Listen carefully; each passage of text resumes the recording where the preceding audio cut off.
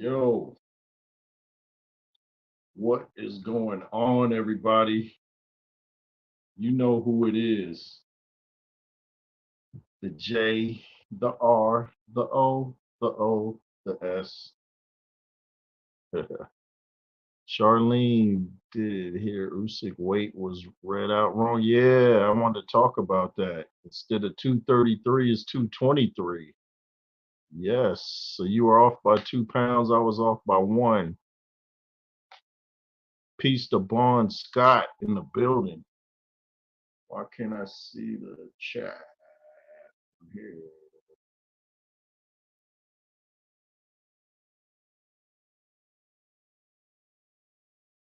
There we go. But yeah, we're gonna have Coach James Ali Bashir on to talk about the big fight tomorrow. If you guys got any questions, feel free to put them in the chat, and I will ask the great trainer James Ali Bashir his get his response. And we got my dude Andrew Tucker coming on too. So we're just gonna have a ball, y'all. It's gonna be a ball. This is our Super Bowl. Everybody, Pugilism Planet. This is our Super Bowl. Looking forward to this fight. What did you guys think of Tyson Fury putting his head on Usyk and then pushing him? What was that about? Couldn't look at him yesterday. Tried to redeem himself today, huh?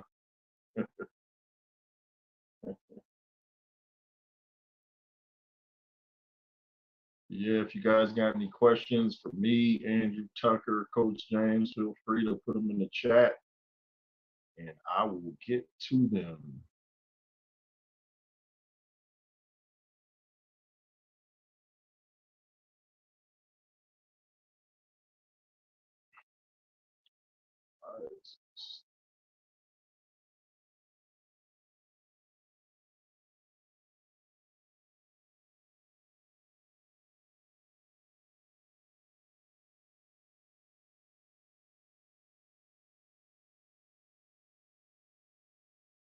I wonder if Fury was reacting to Oleksandr Usyk's weight when he pushed him. Didn't know he came, maybe thought, oh, he thinks he's big now, so I'm gonna push him. Didn't know he's still 223. I knew he didn't look any bigger. He said, shout out to you, man. Emmanuel says, good. Usyk isn't 223. He will probably gas out earlier than usual. I just thought he was coming in at a heavier weight because he indeed was going for the knockout. But come to find out, I think Michael Buffer made a blunder. Let's get ready to blunder. And everybody like coming out with their videos about Usyk's weight, and it wasn't even the true weight. Make sure y'all can hit the thumbs up for me on your way in. I appreciate that. If you wish to donate to the platform, that's right there. Yeah, man. Denise Ward's in the building. Says good evening, everyone. Good evening to you, Denise. Thanks for coming through. If you have any questions for me, we're gonna have Coach James on, of course. He's coming in around 8:30. We got Andrew Tucker coming on. So we're just gonna have a ball tonight, y'all. Like I said, this is the Super Bowl of boxing, the heavyweight division. When the heavyweight division is popping, all of boxing is popping. It's the boss of boxing, the heavyweight division. One punch can change everything around. You could be winning the whole 12 rounds and then boop, fight over. Not so much in the other weight divisions unless you're fighting Terrence Crawford. Or in a way. Anyway. Yeah, thanks for coming through, Denise. Appreciate you. Appreciate you too. Coach James will be here coming through around 8:30-ish. Waiting on my dude Andrew Tucker. Let me see if he's ready. But yeah, I was watching Kurt. Shout out to Counterpunch Boxing News. Go subscribe to him. And he made the announcement. He's like, "Whoa, what is this?" And he was talking about that Usyk's weight wasn't 233, that it was 223. So So that was a big surprise. I was like, wow, they were off by 10 pounds, huh? So glad I didn't make a video about it. I went live for the weigh-in, but I didn't make an individual video about the 233. Good, I didn't. I have to retract all that or explain myself. James Ali Bashir is the man. James has so much boxing knowledge, man. He's got to write a book. He's got to write a book. I was about to say because Usyk looks the exact same. Yeah, that's what I was saying. Usyk looked exactly the same. I'm like, where's the extra 10 or 11 pounds? I heard some channels was talking about he had like weights in his pocket. So see, they came up with a theory that fast and it wasn't even legitimate. But I was watching a clip of Sugar Hill Stewart today, watching Emmanuel Stewart talk about Tyson Fury, would be an all-time great, and he's saying he's a good-looking guy, and people were just when he went into the Kronk gym, everybody was like shocked how big and tall he was. So Emmanuel knew, man, he had an eye for talent. He knew way back then that Tyson Fury was going to be great. Denise says, "How was the weigh-in?" Yeah, they had reported that Usyk was 233 at the time, but it's really 223. Fury came in at 262. I can't remember the last time he was that low. So he's been training like a fiend. So both guys are ready. Fury put his head on Usyk, gave him a little push, tried to redeem himself from yesterday, I guess, when he couldn't look him in the face. So he had all night to think about that. He's like, nah, I can't go out like a butt. So, I'm gonna push this dude. Let me see if Andrew Tucker is ready. I don't see him yet. Andrew, if you can hear me, let me know. Come through whenever you're ready. It's probably making the thumbnail for tomorrow's broadcast.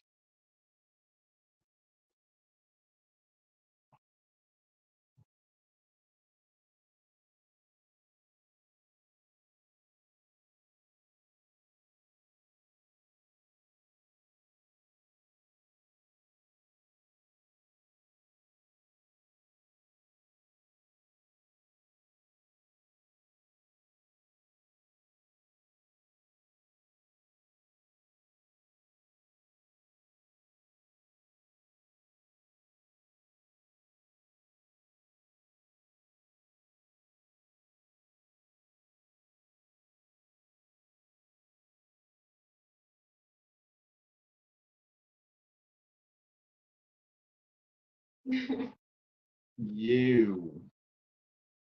So thanks for coming through, y'all. Appreciate you, everybody in the UK, New Zealand, Jamaica, Samoa, Hawaii, everywhere, Puerto Rico. I even got people in Japan watching. Appreciate you all. Denise says you still got Usyk to win. Yeah, by not only to win, but I'm going bold. I'm saying 8-round knockout. And now that Fury pushed him, it might really be a beating.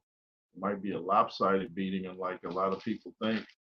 We'll see if Fury can hold that 260. See, Usyk's coming in around the same weight. This is really light for Fury. I know he's had a long training camp with the delay so he could get acclimated to the weight.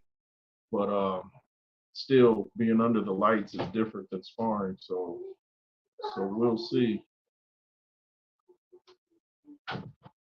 So we shall see how Fury adapts to the 262. And it should be an epic night of boxing, great undercards and everything.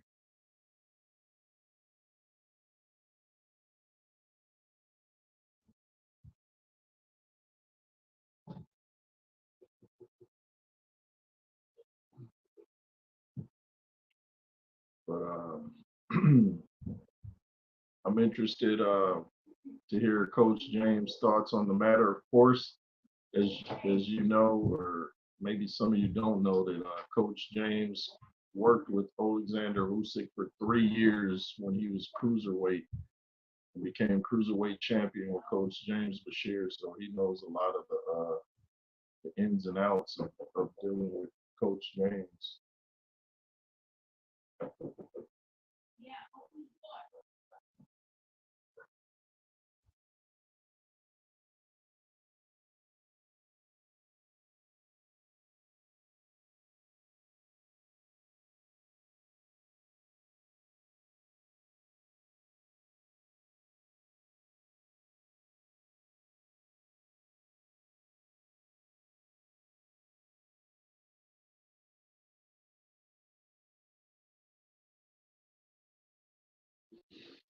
Yeah, but thanks for coming through, everybody. Appreciate you taking time out of your night.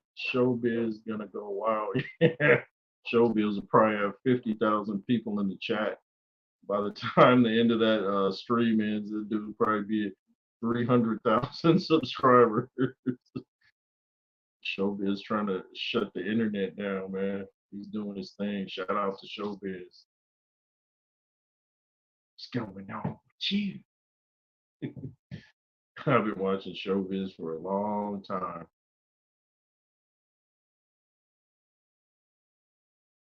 Mhm.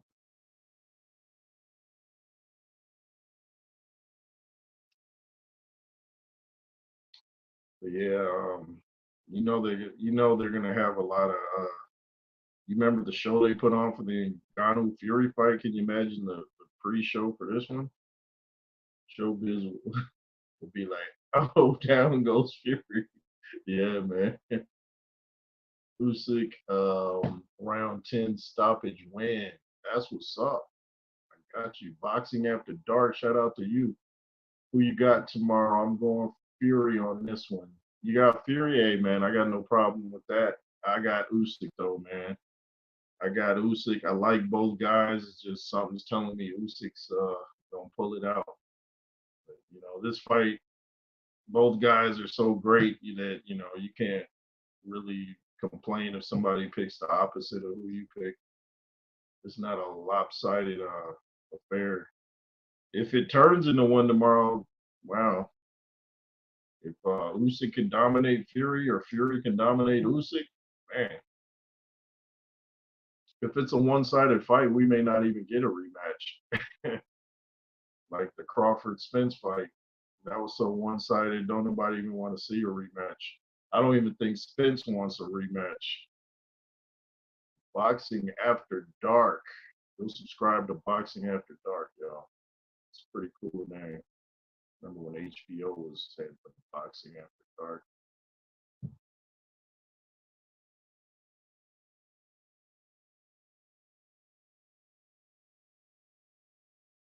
Let's see if Andrew's coming through yet. Oh, Andrew. But Coach James Bashir should be joining us around 8:30 tonight, and I think he's still in New Jersey. Not sure, but we should have some pretty big interviews coming up. I want to get Vlad Sarenko on again. We interviewed him, uh, contender from the Ukraine. Don't want to see Crawford versus Spence 2 ever again. Nah, I don't think nobody wants to see that. That was a royal beating.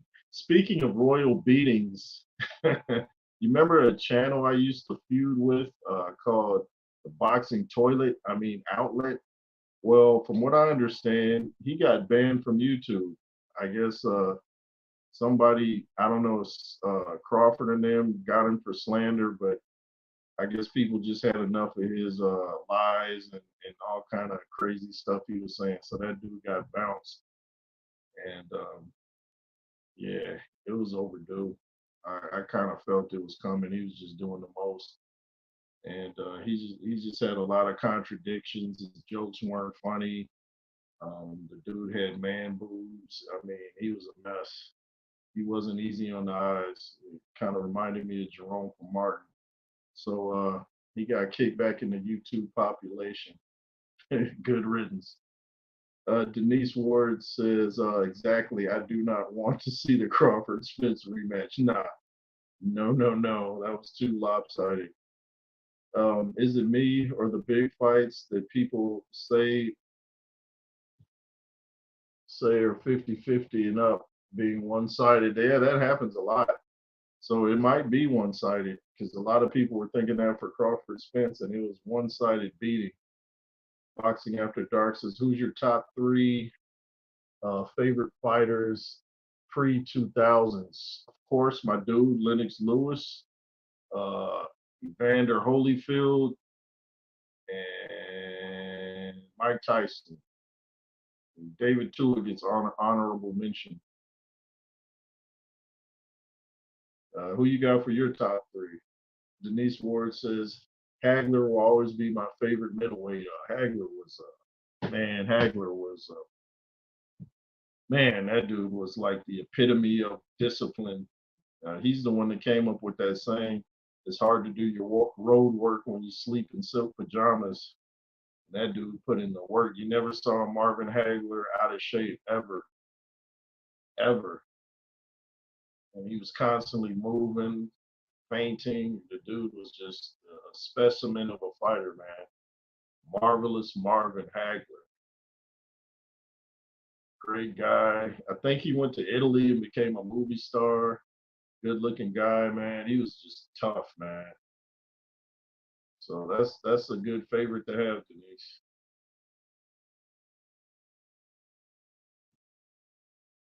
Him and that Hearns fight, man, that'll always go down. It was only 3 rounds, but that was like Clubber Lang Rocket 3 rounds. It was 3 rounds, but you felt like you were getting a 15-round fight at the time.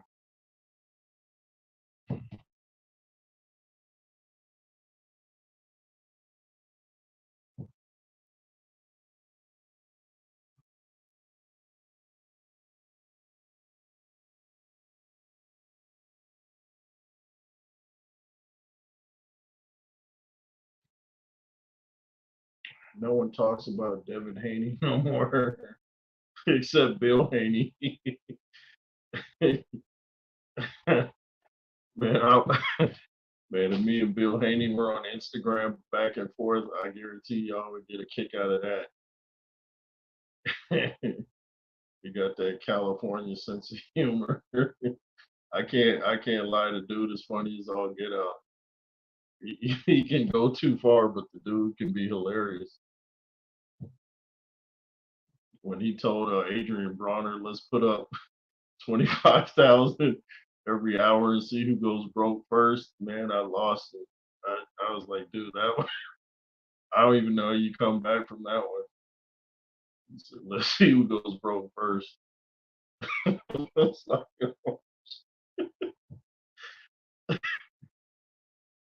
Denise Ward says Ryan saying if they reverse the decision, he wants his money back. Yeah, there's a lot going on with that Ryan Garcia fight. I saw Ryan over there today with him and his wife. Ryan had the shirt open with the chain on, looking like a pimp. But I wouldn't even feel right taking the victory if I was Devin Haney. I was like, everybody saw me get the stuffing beat out of me. How am I going to claim a victory? Even if the dude was on something, I wouldn't be comfortable saying I won that fight. Not unless they count every time you hit his glove with your face as a point. That's about it. Ryan is looking for Ronaldo. Ryan, Ryan, King Ryan.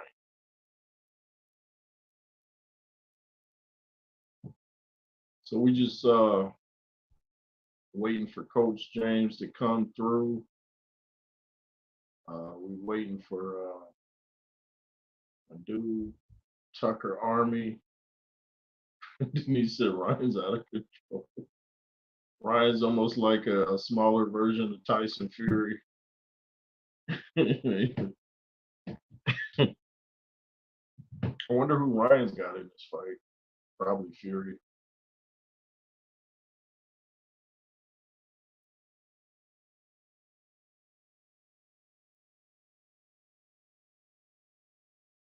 So did you guys already order the fight, or are you just gonna watch some live streams? You gonna check me and Andrew out tomorrow? Or you guys order the fight, or you gonna watch along? He says Fury easy. Oh, Ryan's tripping. He said Fury easy. Yeah, he's really tripping. Fury is his favorite fighter. Wow. At one point, I picked Fury to win, as I've always said. But then when he kept ducking Usyk, I was like, okay, then yeah, he don't want that. So something, something I don't know. So then I was like, Usyk must have his number. Ryan got Fury. He says Fury is the greatest heavyweight. Nah, Anthony Joshua would stop Fury, especially this AJ. In fact, AJ always talks about when he and Fury sparred when they were younger, and Joshua was like, "Why don't you tell him what happened, Luke?" Which Luke is his middle name. Why? Yeah, but yeah, I got AJ stopping Fury. I got Usyk stopping Fury, and we'll see how much those fights with Deontay Wilder took out of Fury. We'll see how much the fights that Usyk had with Anthony Joshua took out of him, how much the fight with Triple D took out of him. So we'll see if both guys are the same. Maybe they've gotten better. Who knows? To be honest, I want AJ and Usyk to beat Fury. Can't stand the guy. I like Fury, but he can get kind of annoying with the contradictions and all the foul language all the time. It's like, dude, you can make your point without dropping F bombs. Like, you hear that little rant he went on today at the weigh-ins? Like, F this, F that, F everybody. Like, okay, you get your point. You're not intimidating Usyk every time you drop an F bomb. You're just throwing gasoline on an inferno at this point.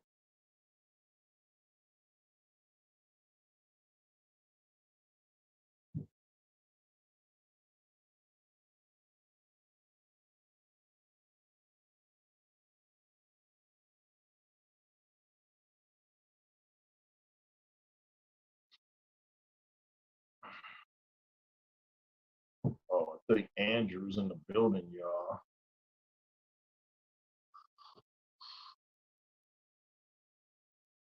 Yo, we got my dude. We got the Tucker Army for the first time on the J. Roos theory. I'm usually on his platform setting it off. I'll be over there tomorrow. Y'all welcome my dude, Andrew Tucker. Can you hear me all right, bro?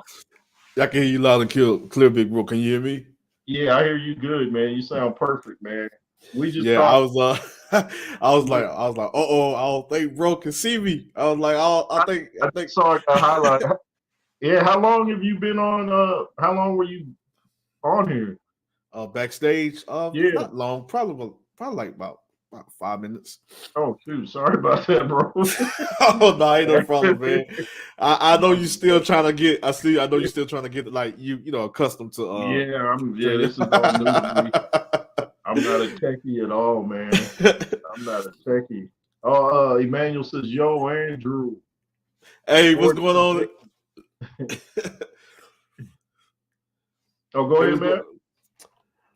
Oh, no, I was just saying much love and respect to everybody in the chat, man. Like, I see you guys now, sports predictions, one-on-one. Much love and respect to my other big brother, you know what I'm saying, sports predictions. Emmanuel, much love and respect. He says, yo, Andrew, much love and respect to you, my great brother. Emmanuel, I see King Slender in the building 2.0. You know, much love and respect to you, my great brother. You know what I'm saying? Much love and respect to the entire chat. I'm just trying to make sure I miss them. Much love and respect to everybody, man, including Big Mike, our great host and our great friend, our brother, one of the generals in the YouTube boxing community, the J. Roos Theory. It's an honor, man, to be on your platform, man. It's amazing that we finally hear something that we talked about several years ago. We hear, you know what I mean? It only gets greater. It only gets bigger, better, and greater from here, man. I appreciate that, man. Yeah, this was long overdue, man. I was like, I need to figure out StreamYard. I'm like, I gotta start upping my game with interviewing people. So gotta have the homie come through, man. Andrew Tucker World, y'all go subscribe to him if you haven't already. Of course, we going live tomorrow for the Super Bowl of boxing. It's gonna be crazy, y'all. It's gonna be nuts. Oh my goodness, bro! It's like I just hope I don't pass out before we go live tomorrow, bro. I just don't know how to act right now, bro. Like it's like something coming over me. I don't know what it is, and maybe I don't know. Maybe it's just something of it's just something that I know how big this is. Yeah. Because correct me if I'm wrong, big bro. I mean, I don't think we had heavyweight undisputed since what Lennox and Tyson. Yeah, that's like 25 years ago. That's 25. Yeah, man, that's insane. If someone had told me back then that we wouldn't have another undisputed heavyweight champion for 20 years, I'd have been like, stop playing. That's a Bro, long it's like time. we would have never. I mean, it's like we would have never thought that we would have had to wait. Cause 25 years ago, bro. Oh Yeah, my goodness, bro. that's Like I crazy. was 25 years ago. I literally was a teenager, bro. I remember that fight, and I remember that fight. Like I remember the stories I was telling you about. We was all Yeah, like in the neighborhood, in the hood, and we in the backyard. They had the old school big screen television. You know, the yeah. huge one that had like it's that old school throwback. It was like the introduction of it was like the introduction of the uh smart TVs. It was like the beginning of those TVs. You know what I'm saying? But this one was huge. It was like a big old like movie theater, like a little mini movie theater, a screen or something like that, with a big huge, looked like a huge giant black stand that Wow, surrounded the screen. And so wow, it was like the original, like the first invention of introducing the flat screen televisions.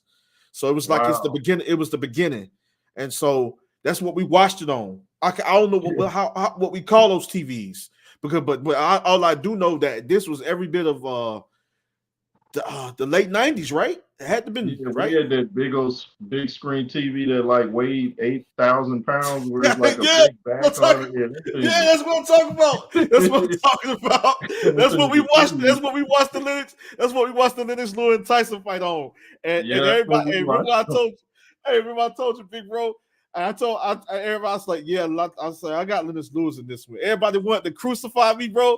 Like you don't know what you're Yeah, talking me about. too. Tyson the best. Tyson, and then like when Lennox Lewis, remember I told you when Lennox Lewis was walking down to the ring, they said, yeah, look Yeah, at the fear in his eyes. Look at the fear in his eyes. He's scared. Tell you, no, Tyson finna annihilate him. I was like, when I look into that man's eyes, I don't see yeah, fear. I look yeah. at I a didn't man see that's no ready to fear. destroy.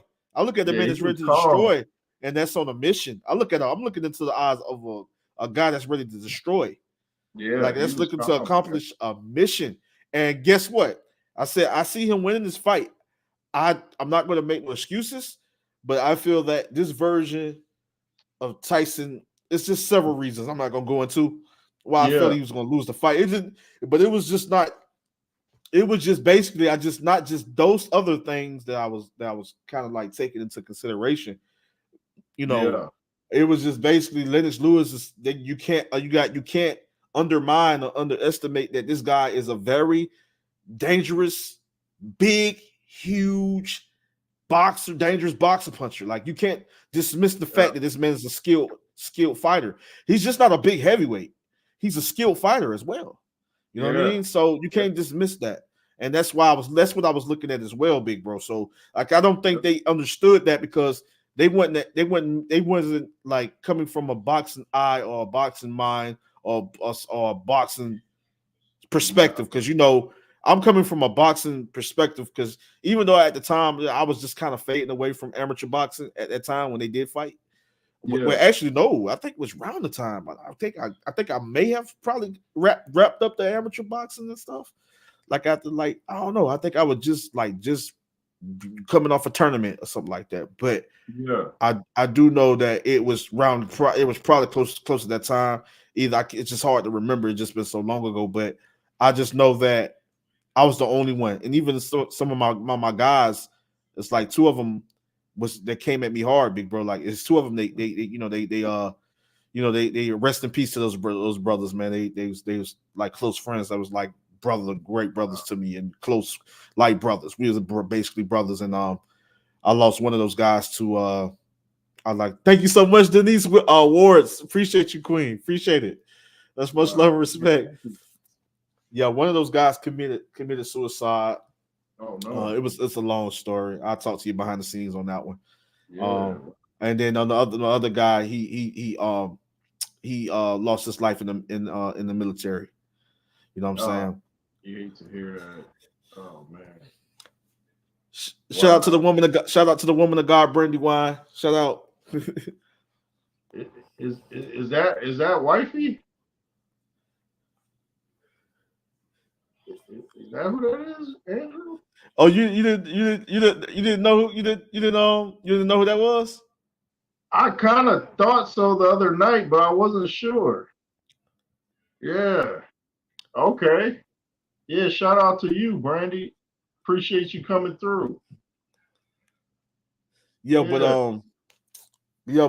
yeah, man, it's just most definitely like I was just like everybody was just coming at me, man. Like it was just like the war on Andrew Tucker that night, man, because I was the only one out of like 30 people in that backyard, man, that Wow. had Lennox Lewis winning the fight. And for various reasons, I explained to my guys like on the way because they were like big brothers to me as well. Like the one that passed away from suicide, and he, well, I want to say probably 4 years older than me, and then the other one that lost his life in the military, he was also actually both of them was 4 years older than me. Oh So wow.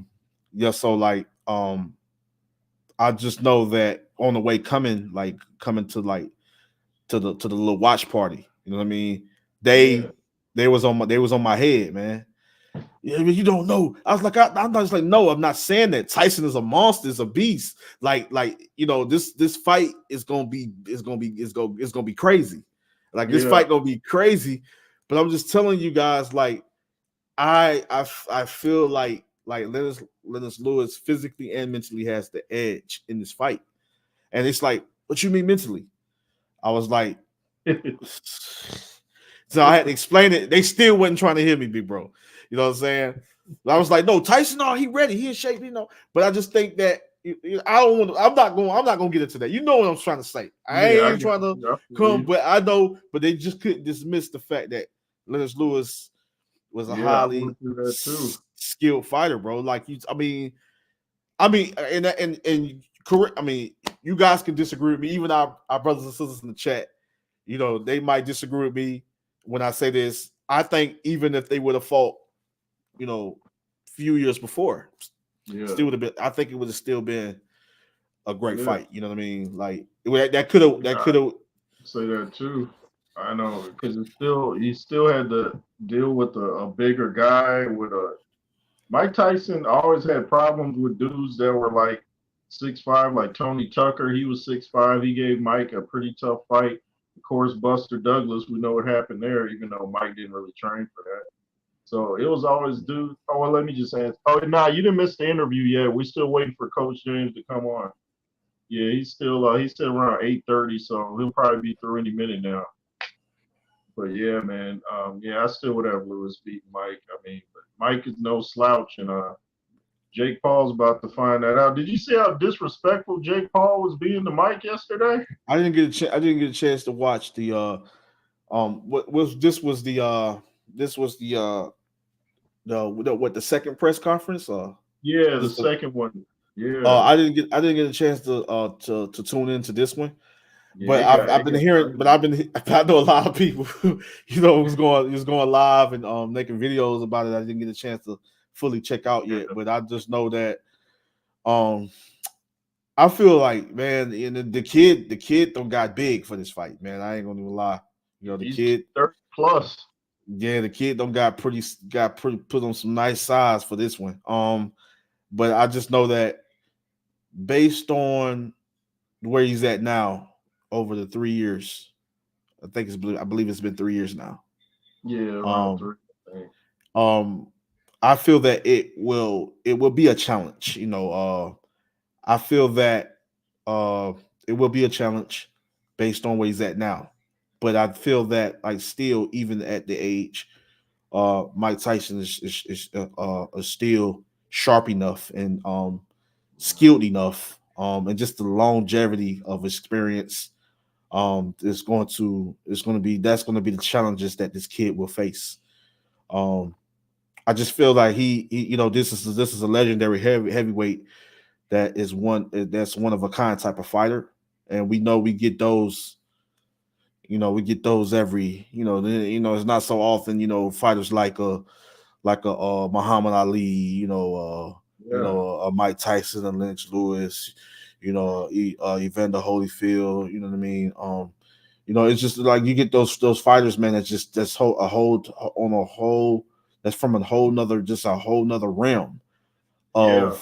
of of elite level superior dangerous fighters. You know what I'm saying? Not just dangerous and and not just with killer instinct of that old school mentality where they'll break you. So if you're not ready mentally or physically, what I'm saying, you're not prepared and you go in there second guessing. They're not in there to do none of that. They're in there to Right. accomplish and seek and destroy and display skills if they have to. You know what I'm saying? Yeah. So I feel like these guys, it's like the old school mentality. You know what I'm saying? Mike Tyson just wanted to fight. He wanted to release the frustration, the anger, everything that was built inside of him that he dealt with, earlier, and before, going on that professional level. You know what I'm saying? It's Yeah. just that it's just everything that everyone that was in front of him, was just basically where he just wanted to fight. So everything else just came along with the territory. You know what I Yeah. mean? As far as the fame, the success, the money, and things of that nature. So it was the same thing with the Lennox Lewis's, the Evander Holyfields. It was the same thing for a lot of Muhammad Ali, for the opportunity, even for that then, just trying to provide for and make a life. You know what I'm saying? Right. Make a life or a different life. Basically. And then when family gets involved, now I go for the prize, not just to continue, not to go on to really prove that how great I am. But I want the accomplishment. I want the glory. You know what I mean? But I also know I want the reward too as a prize fighter. Just Right. take care of my family. You know what I mean? Yeah. Not worrying about all this other garbage like what like a lot of fighters focus on nowadays. Right. A lot of the garbage. You know what I'm talking about? But Yeah. those guys are mainly for the glory, and then they had to most definitely work hard to get themselves out of certain situations. So it was on a whole nother level, on a whole different scale from them in them days, especially like Yeah. especially the 50s, the 60s, 70s, 80s. Oh yeah. So it's just this was beautiful. There was those were like the glorious days. You know what I'm saying? Uh, Yeah. the glorious days. And I feel like, and I had these conversations with good friends and family members, and I felt like the 50 no the 40s, because it go even before then, but I feel like I'm gonna go right there at the 40s. The 40s prepared the 50 purported the 40s, kind of slowly, gradually prepared the 50s. The 50s prepared the 60s. The 60s prepared the 70s. The 70s prepared the 80s. And then the 90s is just, what I'm saying, Yeah. we saw a lot of great talent. We saw a lot of monsters. You know what I'm saying? We saw a You know it's lot of crazy. monsters. You know it's crazy when I think back to the '90s. People used to actually say like the heavyweight division was terrible back then. I was like, what? I knew they would look at it different years down the road, but I'm like, dude, we had Evander Holyfield, Mike Tyson, Lennox Lewis, Ike Ibeabuchi, David Tua, Tommy Morrison, Ray Mercer, Burt Cooper, George Foreman. I'm like, huh? Like, it's like the heavyweight division was maybe better than ever. Like, I never did get that. And now they look at it like, oh man, there's some great fighters. But back then they're like, oh, we ain't got no heavyweights. I was like, okay.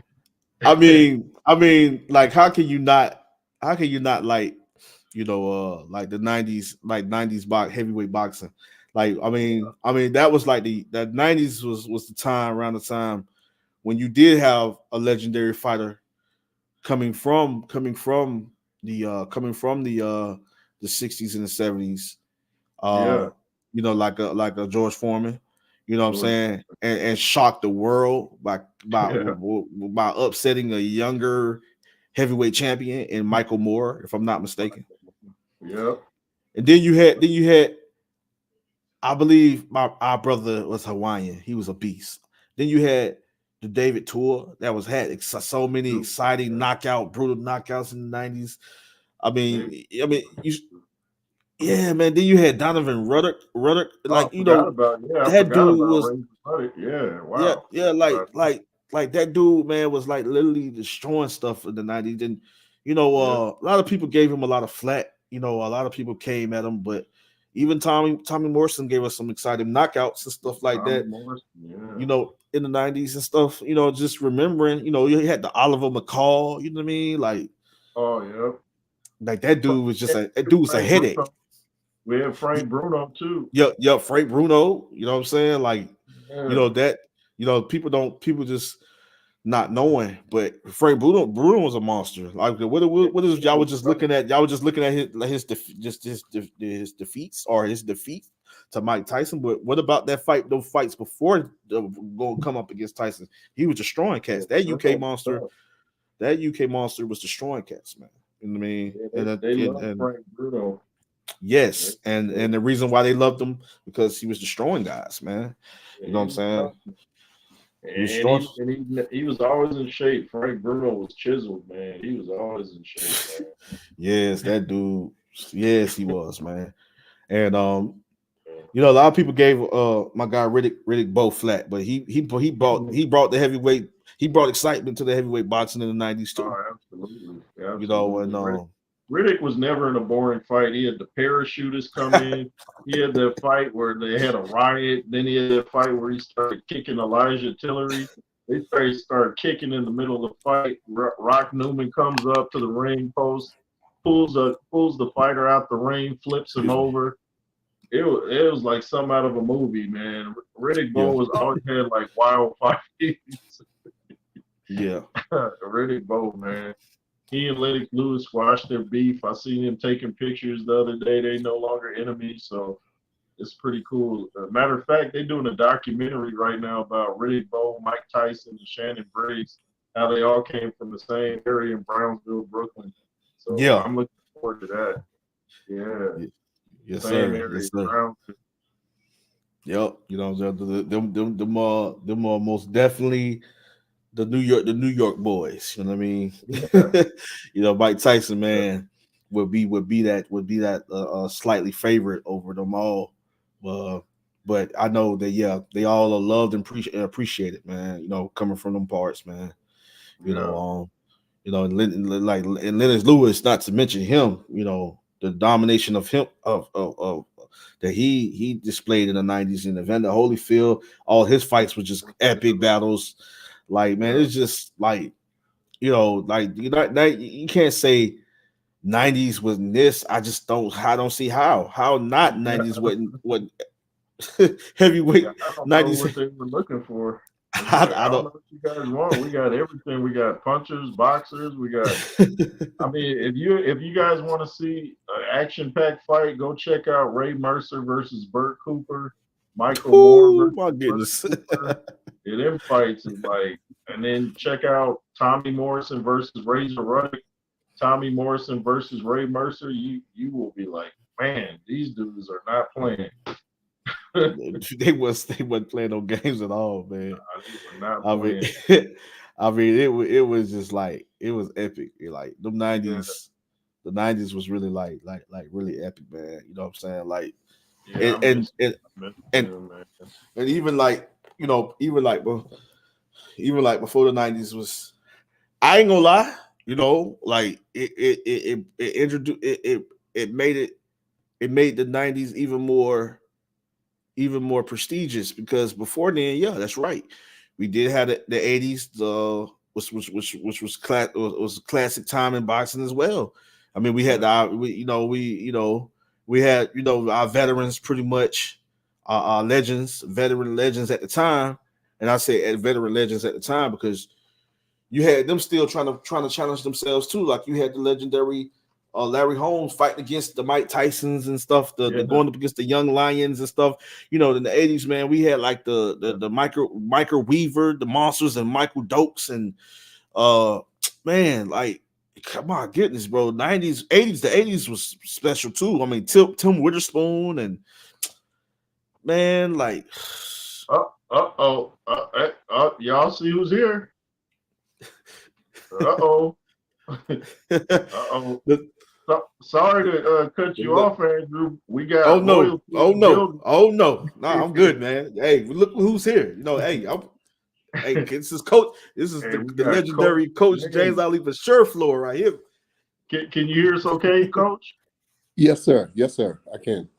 Well, how you doing tonight? How you doing, Coach? Fine. I'm sorry I got here a little late, but I was trying to drive as reasonable as I could on Friday. Yes, sir.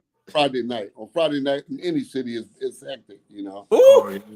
I can imagine. Yeah. I just left out of that torture myself not too long ago, Coach. Oh my goodness. Where are you at? I'm in the big city in Florida, Jacksonville. Jacksonville, Florida. Talking about Jacksonville. Oh, Vlad Sarenko was just talking about Jacksonville. Oh, really? Wow. Okay. We were talking about Jacksonville not more than 5 hours ago. Wow, Coach. Wow. Yeah, that's where I'm at now, over here on the south side of Jacksonville. Yes, sir. Wow. Not too far from Jacksonville. Not too far from Jacksonville Beach. Probably get like about 12 minutes away from Jacksonville Beach. And I'm in central Newark. Newark. Okay, central Newark. All right. I was gonna ask. Wow. And you in Atlanta, Georgia, right? Yeah, I'm in Atlanta, but raised in California, and boy, do I miss it. Yeah, of course you're gonna miss it. It's where you was raised at, Yeah, it's just a whole different world out there. Yeah, I really miss it. You've been to California quite a bit, right? I've been all over quite a bit. Wow. September will make 57 years that I made a living out of training professional boxers. Wow, Coach. And I've traveled far and near, in that time. I'm grateful and thankful that I was able to do it. Wow, that's impressive. Yeah, we appreciate you, Coach, for that longevity of the hard work and being great at what you do, Coach. I love what I do, and I don't ever want to stop, even though everybody has to stop, but I want to do it for as long as I can do it. I have a passion for boxing, and not the foolishness that surrounds boxing, right? But for the art of boxing. I have a passion to be involved in the art of boxing. Oh man, it's really a clown's atmosphere in boxing now. Yeah, it is, Coach. I agree with you on 1,000%. Yeah. It's just so many innuendos, if you will, and foolishness. I thought so many errors was made in the Devin Haney's fight. Oh God, so many errors. So many errors that was made in that fight, and partially because though the father is a great businessman, he's not a boxing trainer, And I don't say that to slight him or disrespect him. I say that because it's the truth. Boxing is the only sport where somebody can be an amateur coach and then translate that into a lead trainer in the world of boxing. And it's bullshit, all right? You can't do that. You can't be an amateur coach and then go into the pros and then try to be the lead trainer in a boxing corner. I thought so many mistakes, so many errors was made in that fight. And it was made in the corner of Devin Haney. He never could come in and really aid Devin to get out of the trouble that he had gotten himself into. In fact, he got in trouble in the first 60 seconds of the fight. Yeah.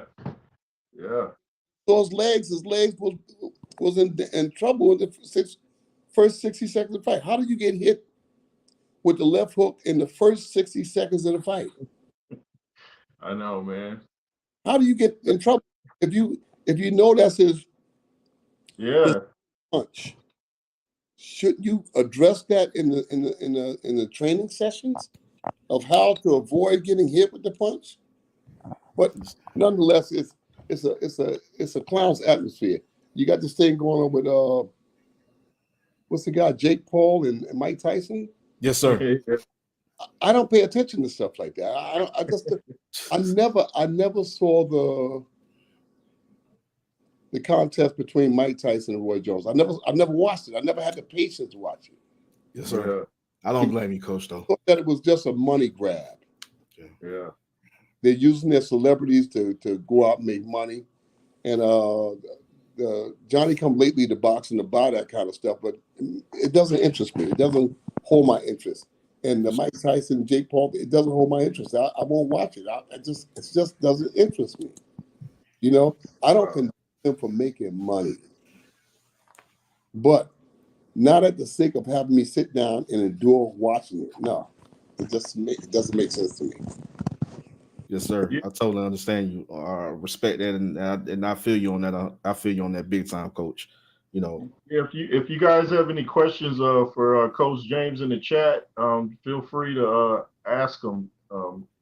He's got endless boxing knowledge. So I wanted to ask you, Coach, they had first announced that Usyk came in at 233, then we found out Michael Buffer said it wrong. So he's really 223, and Tyson Fury's 262. Do you think any advantage is given by these weights? No, I don't think any advantages or disadvantages. I think they're going to be who they are inside the ring. You can change a person's style only so much, but once they get fatigued and once they get hit, they're just going to resort back to what they do. So I don't try to change much in a boxer. In fact, when I'm training a boxer, I always address the boxer's nature as opposed to addressing his boxing style. You got to try to address the nature of the individual that you're training, what they're capable of doing and what they're not capable of doing, and you want to guide them along the lines of their capabilities. So, Coach, meaning what you're saying basically, and I agree with you 100%. So you're basically saying along the lines, help them make the proper and necessary adjustments to adding to their game. Listen, I trained Oleksandr Usyk first. I trained him for 3 years, maybe 5 months before we parted ways. And you don't want to try to make a wolf out of just a billy goat. Oleksandr Usyk outside the ring is one of the most general people that you're going to encounter. You're not going to be able to go out there and say kill him and do that. It's just not his nature. Yes, sir. But he's a tough guy, mentally and physically and spiritually. He's a tough guy. You know, that's what puts him in this fight. In fact, it's the only thing that puts him in this fight because, generally speaking, Tyson has all the advantages: height, weight, reach, and he has skills. But Oleksandr Usyk's stubbornness is what puts him in this fight. He's stubborn, yes, and he's proud, stubborn. So it's not going to be an easy fight for either guy. Coach, he doesn't abandon his game plan either. He doesn't abandon the game plan. He doesn't let up. He doesn't he's going to stand his ground, believing in what he's good at doing, and he's going to execute the game plan. He doesn't neglect his game plan. He doesn't neglect and not saying he don't look past the opponent. He respects the skills of the guy he's up against in that ring, but he doesn't neglect nothing. He properly execute the game plan. He goes in there and he really wants to really make a statement. And that's why I highly respect him based on not just the skills, but just the ring IQ and the ring generalship. Usyk is not going to fold in this fight. Yes, sir. That's exactly what I'm saying, Coach. I actually expect at some point in the fight to see an angry Usyk. Not not anger to the point where he just goes berserk and balls to the wall. No, but anger and proficiency. All right, you're going to see him turn it up a notch. Like I said, going very early, I think that if Usyk secures the first 4 or 5 rounds, if he can win those rounds, he can win this fight. Yes, sir. He just needs to lay claim to those first 4 or 5 rounds. Yeah. Right. Do I expect Tyson? Yes, Tyson to win some rounds, but will he win enough rounds to secure a victory against Oleksandr Usyk? I don't think so. If Usyk can win the first 4 or 5 rounds, he'll certainly win 2 or 3 of the last rounds, and that puts him in the winner's spot. So I think that he wins it. And if Usyk opens this cut, Yeah. my suspicion is that the cut is not healed properly. Yes, sir. Yes, sir. Oleksandr Usyk is not the biggest puncher, but he can punch. All right. I held the mitts for him more than 100 times, and I'm telling you, he can crack, and Yes, he's a sharp puncher. So if he opens that cut, you're gonna see something in that ring. That's what I've been saying. I've been saying the same thing. Oh, we got a question for you, Coach, from Earth Summed Up. He says, do you think Fury will get stopped late? Will we see how far Fury has fallen in this fight? I think it's a great possibility. Not a meek possibility, but I think it's a great possibility that we can see Tyson Fury stop for the first time in his career, because Tyson understands what's at stake, and he does not want to fail those who believe in him. So he's going to step on the gas too. He's going to fight back. He's not going to go quietly into the night. But I think if Usyk can open that cut, that would be a primary target for me, to try to agitate and open that cut.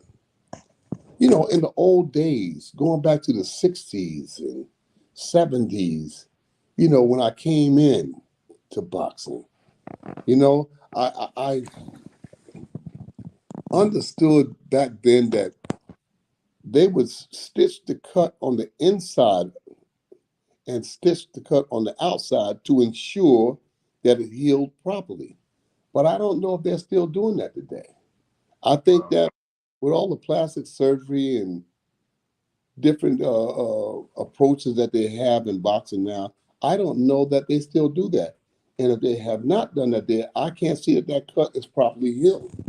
I think a good shot from Usyk can open that cut, or either reopen one of the other cuts that Otto Wallin opened years ago.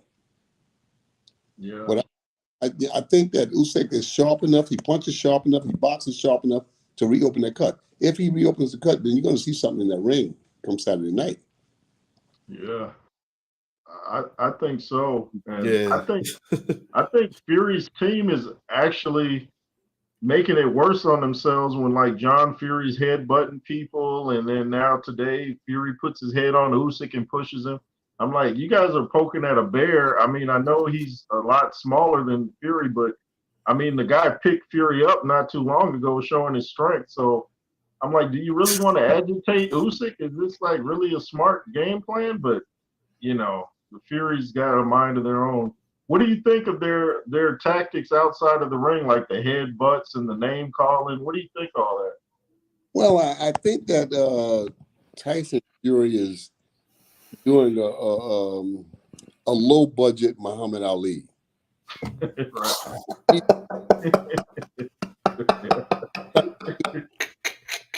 That's well put. Trying to do what Muhammad Ali did, antagonize and get in people's head and aggravate them, But I think that it has failed against Oleksandr Usyk, because Oleksandr Usyk is like, so what? Right. Doesn't make a difference. We still got to get in the ring and fight. Yeah. Usyk's perspective, that's his attitude. We still have to get in the ring and box. You can do all the antics you want to, but when the bell rings, we got to box. All right. So Usyk seems unmoved by this situation. He seems unmoved. Yeah. He does not seem agitated one bit. And I'm thinking that it had backfired on Tyson Fury. Now he's worried because this guy's not budging. Right. I mean, I've seen Tyson in the last 10 hours, and he doesn't look, if you can go by looks, he doesn't look like he's gung-ho confident. Yeah, I picked up the same thing. It's like he's, for the first time, he sees that I've got something to worry about here. Yes, sir. You know? So I know both guys knows what's at stake. I just think that Usyk wants it more. Me too. Yes, sir. Yes, sir. I think he's down in his barrel of tricks, which he has a lot of, and he's going to pull this out. Yeah, Coach, you think that that's just like a part of just that, like that built tough Ukrainian mindset? Because the same thing when I look into Usyk, the same thing I look into when it comes to Lomachenko, and it just seems like when just that mindset of just the Ukrainian fighters, they don't come to play around, they just come to execute and get the job done, and they stay their focus is like they're like 100%. These guys are like built to just be 100% focused and prepared mentally and physically and just dedicated to the sport on a whole nother level. So you just think it's just that Ukrainian mindset when it comes to Usyk? Yes, you can observe the Ukrainian fighter overall. Yes, sir. From the very beginning up until the present, they're no nonsense guys. Yes, sir. They come to the ring to work, and they don't know no retreat. It's either win or die. You know, that's how they think inside the ring. Yes, sir. Or die, you know. But I'm here to affect myself confidently, you know. Yes, sir. So, and Usyk said he's been being prepared for this for 22 years. So I'm like, he was willing to fight 70-30. So I'm like, he knows something, and Fury knows something too. And another thing I noticed with Fury, he wouldn't look at Usyk yesterday, which is out of character. I was like, he looks a little bit jittery and nervous, and then today he tried to make up for it, but we already saw it. But we got a question in the chat from Quan Big Gun. Shout out to you. He says, do you think AJ can beat Tyson Fury? yes, I think AJ can beat Tyson Fury. Me too. I think AJ can beat Tyson Fury, especially now. Maybe maybe he couldn't. But you can only go to the dryer so many times before it's just the fabric burns up. I think AJ beats him at this point in both their careers. I think AJ is the better fighter. So do I. Me too. I agree with that. Me too. I agree with both of you guys on that one. Like, yeah. I agree. This AJ's like ferocious like the old AJ, and he's a little more calculated. He's not as wild, and he just seems like a controlled killer at this point. Just go in there, get you out, and take it to the showers. Yeah, Joshua kept his words. He kept his words. He says, "I'm only going to get better." He was letting Fury know that in Wilder. I'm only going to get better. You know what I mean? Yeah. Like I'm going to get better. And what he displayed, oh my goodness, like the way he handled and dealt with, and you know, J. Roos, you know how much that I, you know what I'm saying, was in tune and followed,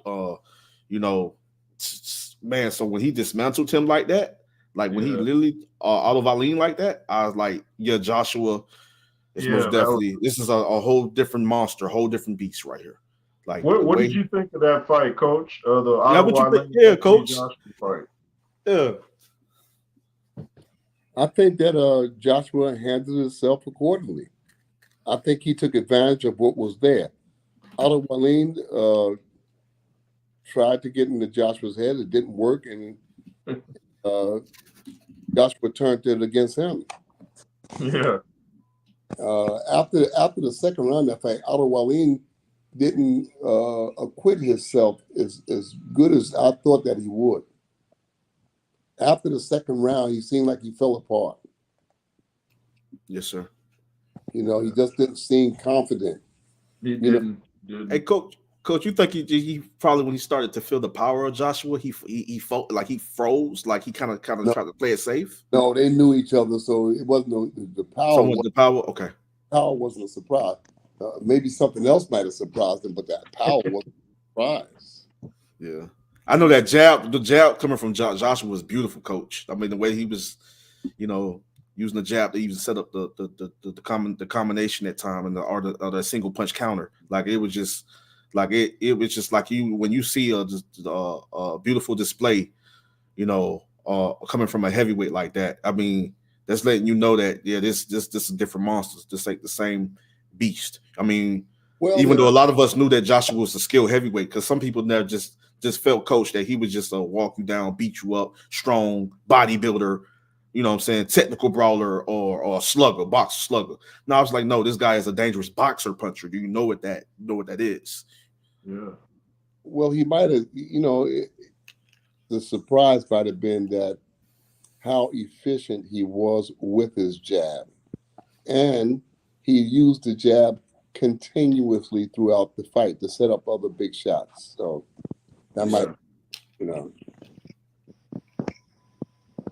I thought it made Wallin look hesitant. He almost looked afraid in there, like he didn't know what to do. Like, second round, you review the fight. After the second round, Otto just didn't like he's like he succumbed to the fact that I'm going to lose this fight. Yeah, he seemed confident, Yes, sir. I've seen that. And that could have been from a number of things. Nobody knows what goes on prior to a fight. The people at the stadiums only see the fight when they come in the ring, but they don't know what's going on in the fighter's life, and they probably don't care, rightfully so. But you gotta understand that a lot of things go on. A fighter's life goes on like everybody else's life goes on, and fighters have problems like everybody else have problems. Nobody knows what's going on in the fighter's head when they come in the ring. Am I here to win, or am I here to try to share the space in my brain thinking about something else? Yes, sir. So it could be a number of things going on in a fighter's mind that propels him to new heights or sinks him to the new depths. So, yes, sir. That's a great point, Coach. That was deep, Coach. I like that. You want to read this question right here, Andrew? From my guy King Slender 2.0. Shout out to you, General. He says, would he still go after Parker now at this stage with Serenko? And that's a question that King had for Coach. Say that again? So King Slender, Coach, he's asking you. He says, would he still go after Parker now at this stage with Serenko? So he's basically saying, Vladislav, our guy Serenko, our heavyweight, Serenko. He's saying, would you have Serenko step in the ring with Parker? With Parker. That's what he's saying. Would you have Serenko step at this stage, at this point, at this stage now? Would you have? Serenko is 20-0 with 17 KOs. I think now is the time for Serenko to go in the ring with anybody that's out there. I said that, bro, because Coach, we interviewed him and I think we asked that question. We said that. I was like, I felt that at this point right now, where he's at now in the stage of his career, I feel now, yes, we want to see those certain fights, and I feel like he is prepared and ready now. And that's what the same thing we were saying, Coach. I would put Serenko in with anybody in the world right now. He's boxed everybody and their mother. We haven't boxed Joseph Parker, but we've boxed Joe Joyce, Alexander Povetkin, Vladimir Klitschko, Michael Hunter, Daniel Dubois, Philip Ergovic, we've been in there with everybody. Everybody, Vlad has been in there with them, and he hasn't shied away from that there. And even though it's sparring, it still gives you a front row seat to what to expect from these guys.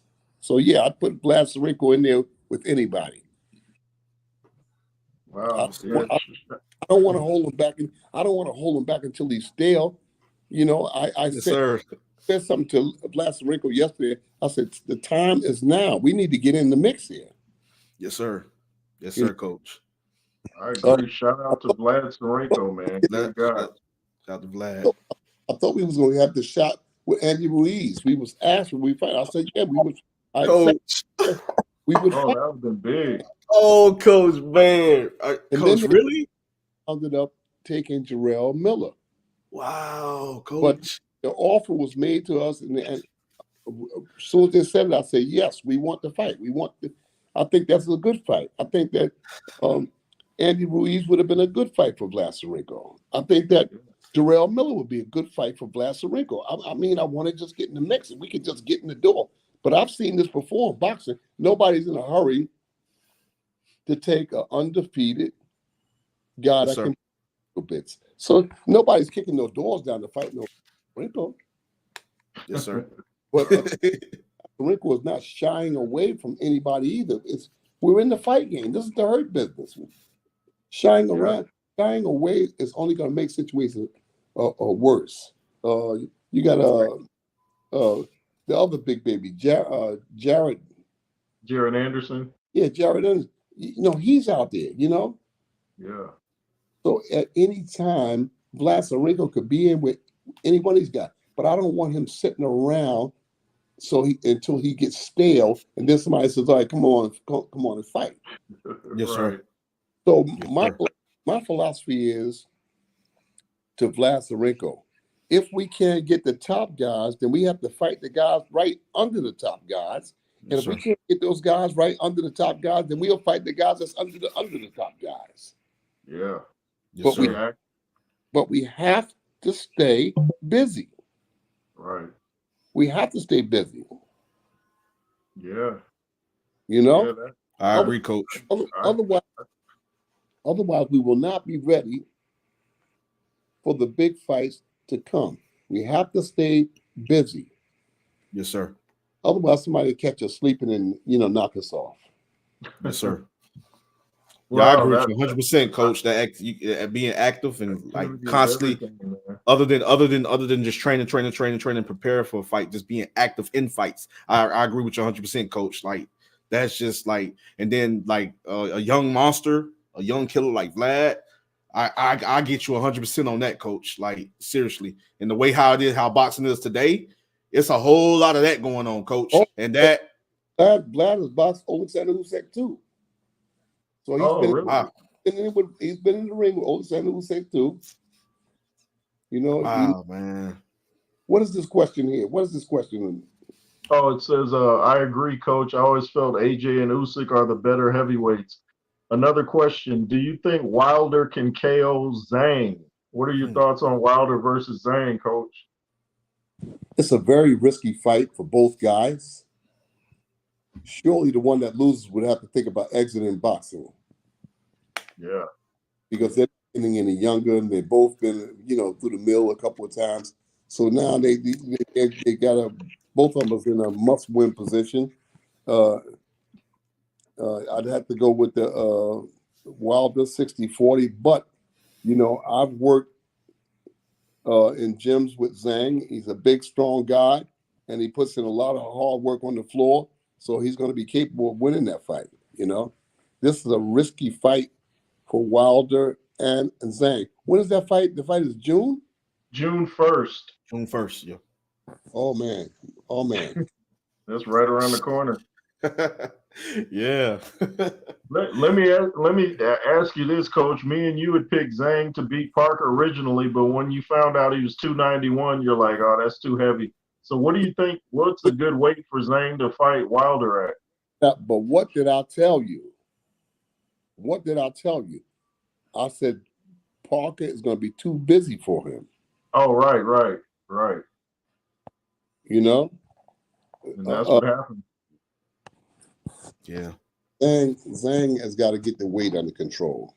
Yeah, This is a 291. big fight. If he can beat Deontay Wilder, it's a big win that will give him some added energy and add some life to his career. If he can beat, that's how I would go and fight. Say we need to beat Wilder at all costs. Yes, sir. But I agree, Wilder, Coach. on the other hand, is in the mix too. Wilder is on the other side. He said, if I win this fight, then I'm back in the picture. Yes, sir. Yeah. You know, and Wilder is going to be throwing those home run punches. You know, so this is a very, very, very intriguing fight. Wilder versus Zhang. And I want to be right up close and personal watching that fight because that's going to be a good fight. It's going to be a short fight. But it's going to be, Yes, sir. a short fight, but it's going to be a good fight. Oh, so you're gonna be there? You're gonna be there live for that one? Sure, I'll be there. Wow. I'll be sure I'll be ringside, Saudi Arabia. Wow. Yeah, that's gonna be dope, Coach. Yeah, it's gonna be dope. I feel like I agree with you. Like based on styles, like when you evaluate and analyze this fight, this gonna be epic. Like this is based on the styles of these. Like Coach, I see it. It's like I can see it, Coach. Like and somebody get knocked out, like you say, Coach. Somebody get knocked out. This is boxing's Super Bowl. It is. Yes, sir. Yes, sir. Based on these type of fighters, yeah, Coach. I agree 100%. But Deontay Wilder has that hunger. He still has that hunger to reinvent himself, if you will. You know, off the Parker fight, Deontay Wilder is in the lab saying, I got to reinvent myself. I got to get my claim to fame back. Dropping his right hand, bomb squad, you know, get him out of here.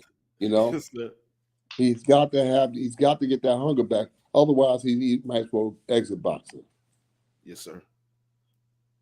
He's a very vicious puncher, Deontay Wilder. He's a very, very vicious puncher.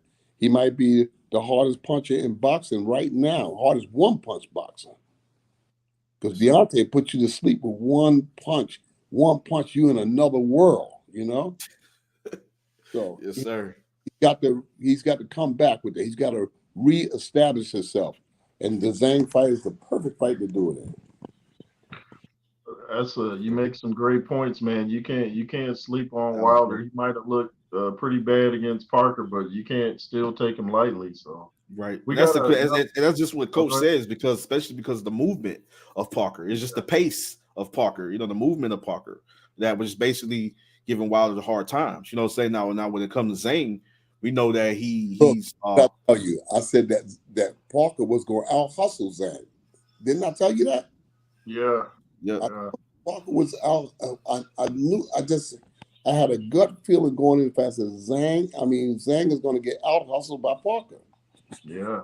Yes, sir. It was also the movement. It was also the movement in that fight, Coach. Even though Parker in that fight was just doing a great job at making adjustments with the combinations and the 2-punch, 3-punch combination at times, not just the single punch counter.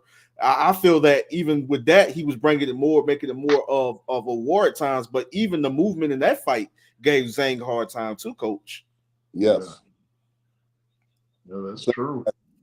Zhang got to push back from the table and come in there at 270, 265. Yeah. I tried to present that to another particular fighter, but I know I feel stronger if I'm at this weight. No, that's bullshit. You know, that's bullshit. You're not stronger. Who ever heard of a boxer coming in a ring over 300 pounds? That's crazy, ridiculous, man. Who you bullshitting with that? Don't come. Boxers tell me that I look at them straight in their face and say, "Hey man, bullshit. Who you talking to?" You know, no, you can't come in here at no damn over 300 pounds and think you're going to be effective. Because if a guy outruns you for 4 or 5 rounds, you're going to be too dead going down the stretch to do something. You can't perform with that kind of weight. Hey, Coach, that's the truth. And not saying that because I did like a little amateur boxing a long time ago, but I did other sports like football and basketball. Like you really can be as strong at solid 160 pounds, and still, and then even when it comes to in the boxing, on the boxing side, I've seen guys hitting these local gyms that got crazy power that was just beating the brakes and actually knocking down guy. Coach, when I say 160 pounder, strong, solid 160 pounder, knock down guys, these heavyweights, out of shape heavyweight. It is, Coach. You take a guy like Charlie Burley. You know, Charlie Burley was a very, very solid middleweight fighter out of Pittsburgh. Yes, sir. That's true, Coach. Well, I asked Ray Robinson, why don't you fight Ray Robinson? Said, I don't need no hard fight like that there, and I can't get the dollars to go with it. I got nothing to prove by fighting no Charlie Burley, and Ray Robinson never fought him. Wow. Charlie Burley was a tough fight. Ray Robinson said, look, I need to fight people that I can make money with. I don't need to fight no guy from the alley that's going to give me life and death. You know, that's going to give me life and death, and may just beat me. Right. Yeah, that's right. That's true, Coach. Pay me, and I'll get in the ring with him. That's why people criticize Canelo Alvarez, because he won't get in the ring with Benavidez. But Benavidez is weighing in at 168, but then the night of the fight, Benavidez has been known to come in at 190. Coach, wow. That kid is walking around bigger than light heavyweight. That kid is walking around as the weight of cruiserweight, Coach, and sometimes the size of nearly heavyweight, Coach, over 200 pounds. That's why I don't blame Canelo Alvarez. Canelo Alvarez said, look, give me $100,000, give me $100 million, and I'll get in the ring with him.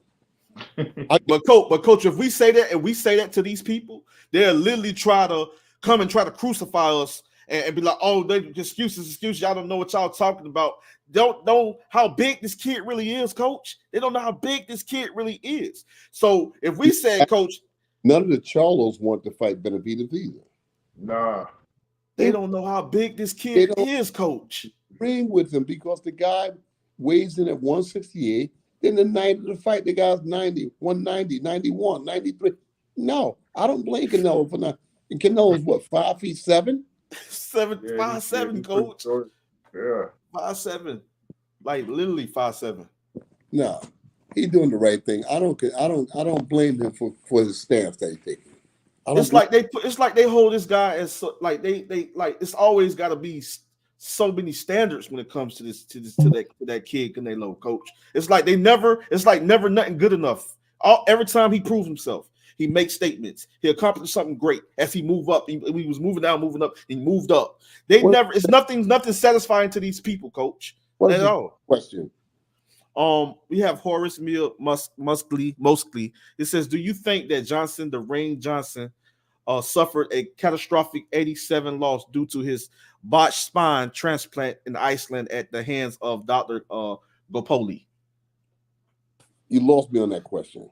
Yeah, I don't know who. I was like, I don't know who. Yeah, I don't know who that is, bro. What the hell is that? What is that? Yeah. I'm sorry, Horace. We just not familiar with that person. We'll have to get back with you on that, Horace. You lost me on that one. What's the next question? Let's see. Thoughts on Hrgovic versus Dubois? Okay. Shout out to you, Special K. Special K. It's a 50-50 fight. Wow. I said it from the beginning, and I'll say it right up to the fight. It's a 50-50 fight. You know, both of these guys, I'm very friendly to both of these guys. So I won't give you the pros and cons on what I think. You know, Will said that this is a good fight. It's a 50-50 fight. Dubois versus Hrgovic. I think that is a tough fight for both guys. And mindset is going to be a big if in this fight. Yeah. The mindset. You understand? Each has different attributes that will allow them to take advantage in this fight. But right now, in my mind, it remains a 50-50 fight. You know, it's a very close fight to me.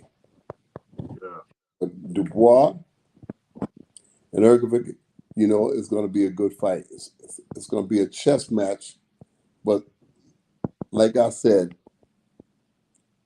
the one that goes out and takes control early.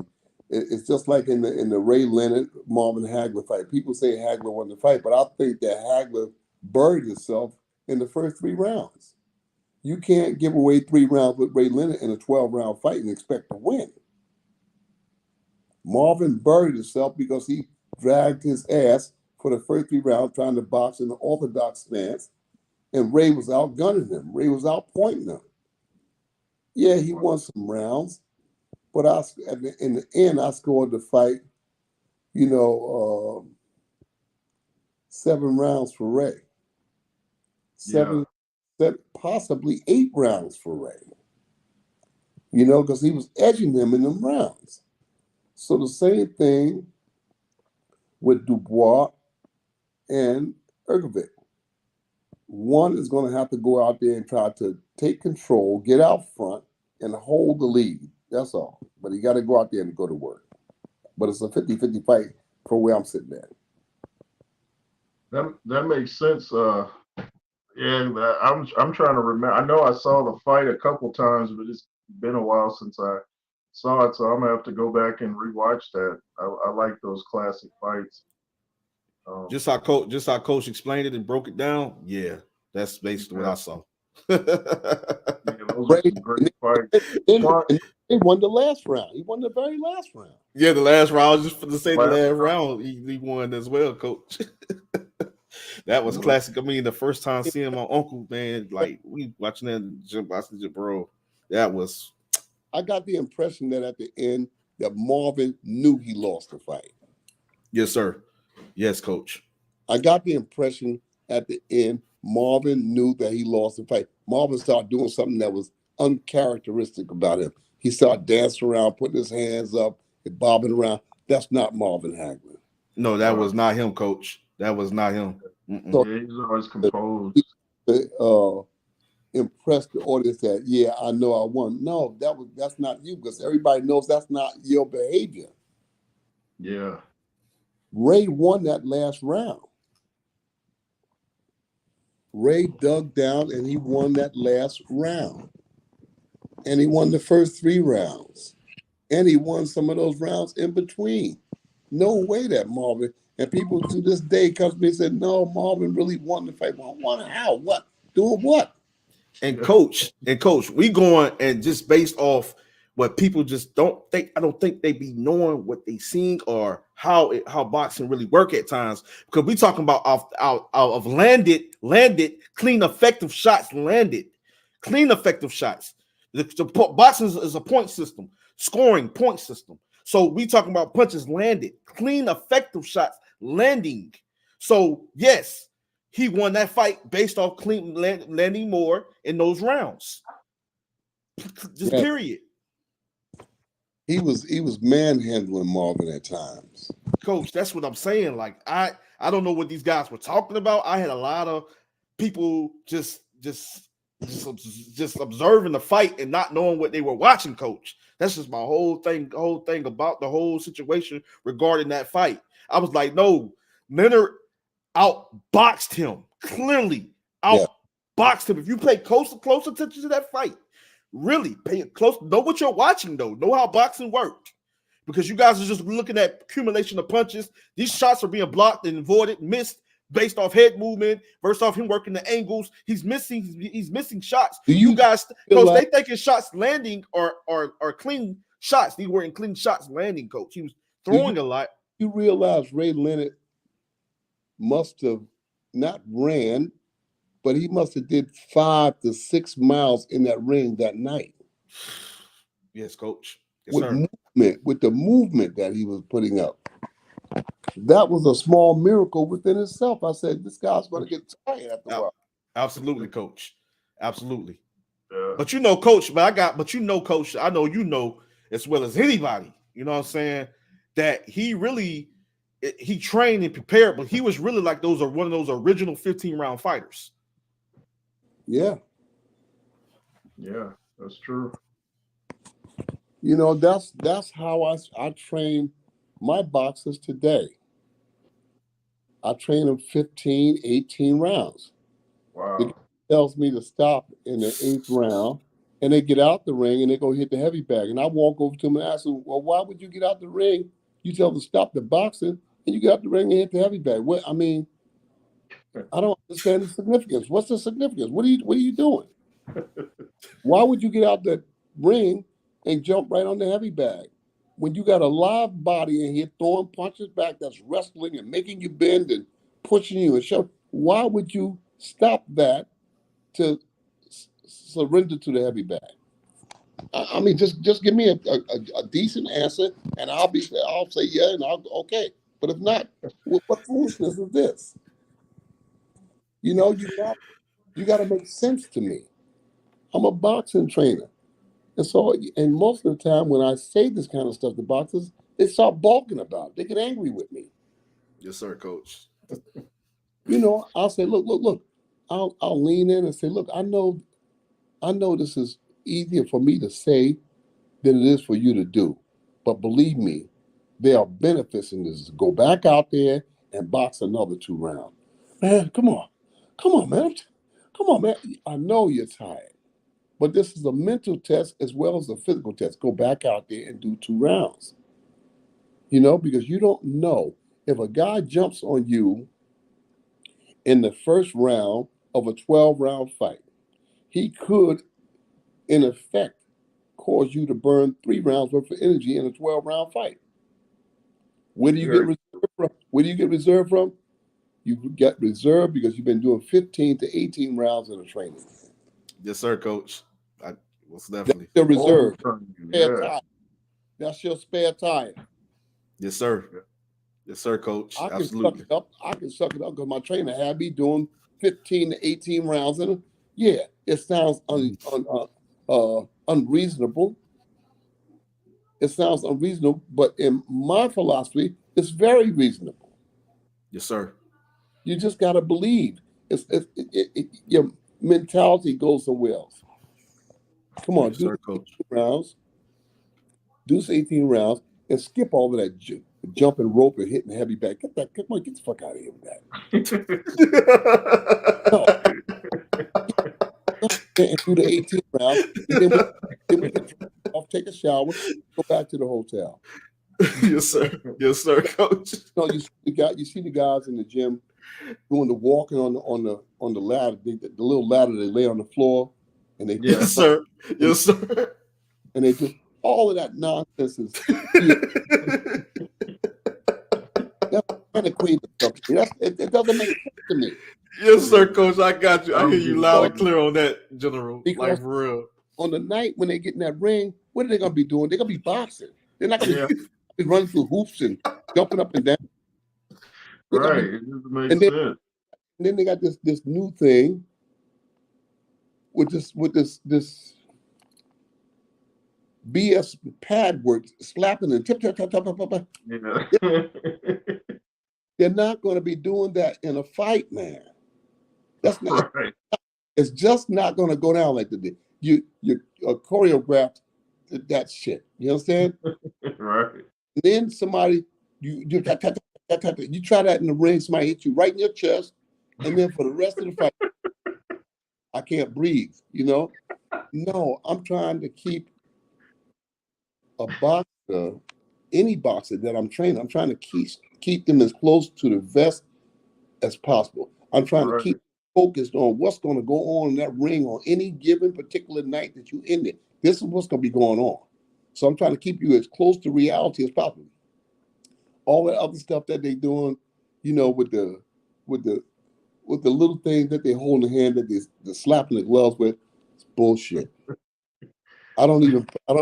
It's just another means for the boxing companies or the equipment companies to make money. They bring it. They sell. They get millions of dollars from selling the little things you hold that you hit. Yes, sir. Yeah. So you telling me that someone's going to take their face and put it on your glove? Right. Because that's what he's doing. Yes, sir. Yeah. You got choreographed. Of course, yeah. You tap, tap, tap, tap, tap. Somebody gonna lay their face on the glove? No, I don't think that. So why would you have somebody doing that? Oh, Lord. And you call yourself a coach, you call yourself a trainer. Please give me a Coach, didn't you say Emmanuel Stewart used to hate some of these training techniques? Emmanuel hated it. No, he didn't like that. Yeah. Yes, sir. Emmanuel didn't like that. You know, he would tell me, he said, this is just a bunch of nonsense. It's just a bunch of nonsense. And you don't want to invest in it there. But I knew that coming in the door. Yeah. When I first started working with Emmanuel, I had already been in the sport for 25 years. So, most of the things that Emmanuel was teaching that I was in agreement with. If I wasn't in agreement, so now I always told Emmanuel. I always spoke my mind. I wasn't never Emmanuel's yes man. People get the impression that I was never. Me and Emmanuel used to be on a phone late at night arguing like cats and dogs. We was even in the training camp. We would be arguing like a cat. I say, Emmanuel, that's not right.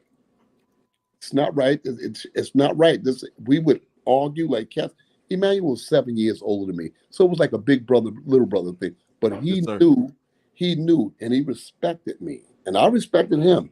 But he knew me. He knew that I would come to him and say, "Look, this is right, and this is wrong. I don't like to see it." And I would tell him, "I don't like to see it. This is what we need to get done." You know what I'm saying? Right down to the rooms that we had. If I didn't like the room, I'd go say, "Man, this is shit. I don't like this room. Give me the room. Show me some respect here, man." And he'd get upset, God damn it, I'm doing the best I can. I said, this is the best you can do? You Emmanuel Stewart, give me a damn room. We would be fighting. When he the public, we always went to the public as a team, united. Nobody just an hour before we got there, we would be arguing like cats and dogs. Wow. But he respected me. And that's the whole thing. People say, different fighters, they get into a position, they win the world championship, and then they come back and try to change the money. I said, we made an agreement on this amount. Yeah, but now it's going to be this amount. So people come back and say, well, you should have took it, man, because you still going to make a lot of money. But that's not the fact. The fact of the matter is that if I go for this nonsense that they're trying to push on me now, yes, sir, the next day it's going to be even worse because we can do anything we want with this guy because he went for that. No, you stand your ground. Your principal said, no, thank you, but no thank you. Shake hands with him and walk away because I know my worth. I know my worth. I want to be paid for what I do. I want to be paid for my knowledge. I'm not giving nothing away because every bit of knowledge I got in my head, I earned this knowledge. I paid for this here. Yes, sir. Nobody was with me the nights that I stuck a key in my door and I couldn't get in the door because I didn't pay the rent. Yes, so I tell my wife, hey, go to your mother's house. I'll be all right. I'll get the money in a couple of days. She said, no, I want to go to. I said, listen, go to your mother's house. I'll be all right. Yes, sir. I'd go get me some Wendy's or some White Castle. Yes, sir. And go in my trunk, get my blanket, and get in the backseat of my car and go to sleep until I can figure this thing out. I've been there before, Coach. I can picture it all in my head, man. And as I remember even going through that phase too, man. Wow, Coach. That's what I'm saying, that everything that I got in my head, I paid dues for this. Yes, sir. Respect to you. No, Coach. I can't compensate for the weddings, the funerals, the graduations, the vacations and stuff that I missed over the years. I can't get that back. Wow, Coach. Hey, Dad, you wasn't here for this. You wasn't here for that. You wasn't here for this. You wasn't here for that. I said, listen, I was out trying to make money to pay for the house you live in. I was out trying to make money to pay for the school that you go to.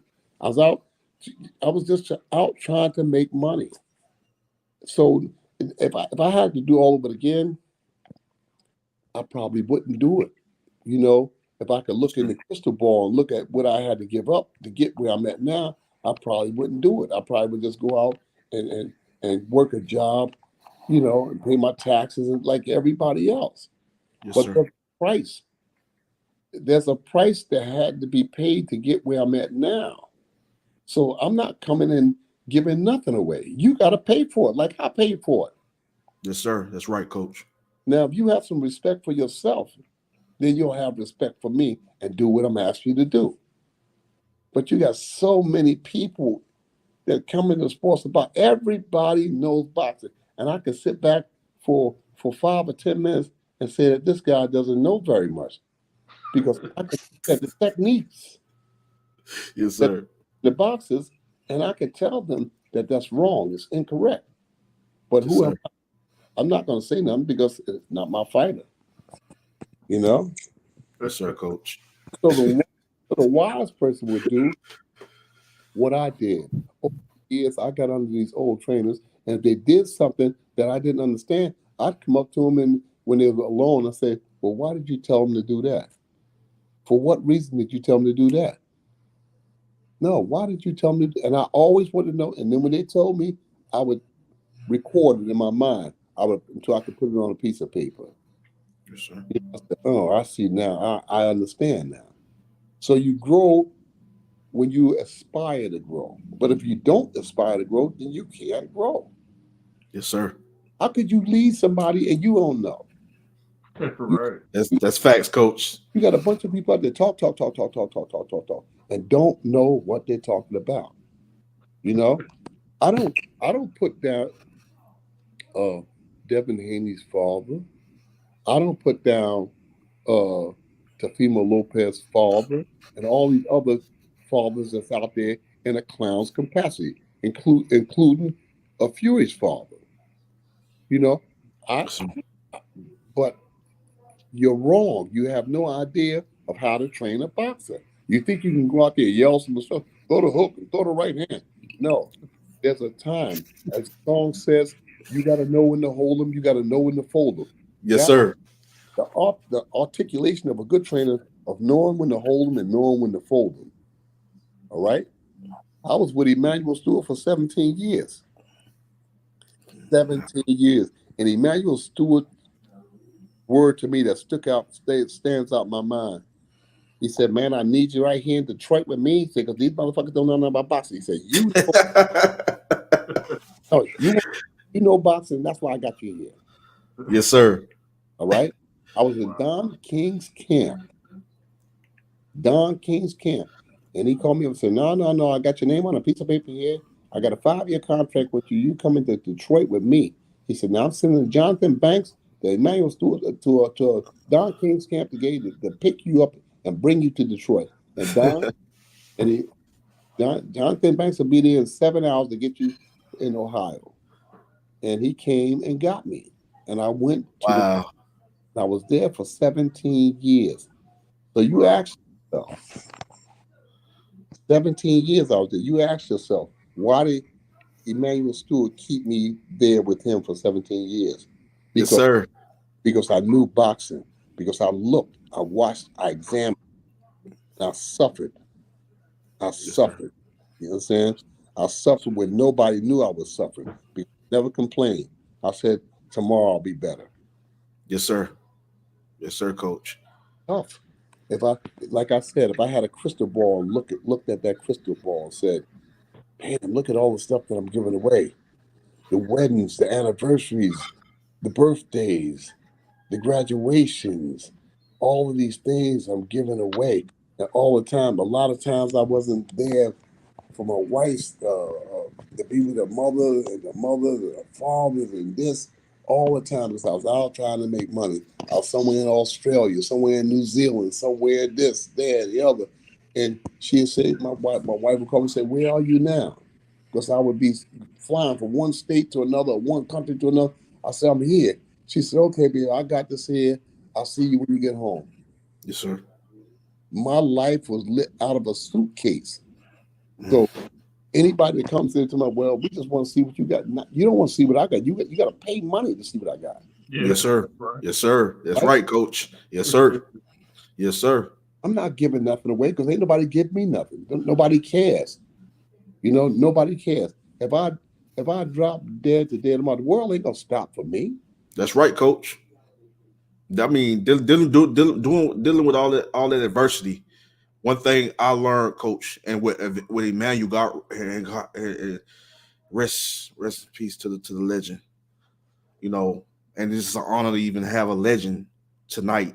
And always, every time we have you, Coach, and we interview and we have these boxing discussions and we talk, and just the stories just so overwhelming and it's just so much appreciated. But I look at also, Coach, your willpower. You have very strong willpower, Coach. I got it from going through all that, dealing with all that adversity, all the ups and downs, the battles, but not just your determination, Coach, but your willpower. Man, I could tell you some stories you wouldn't believe. It would blow you away. I could tell you some stories about boxing and about the people in boxing and the people in the boxing that you think is on the up and up that ain't jack. Wow. All right, Coach. That ain't jack.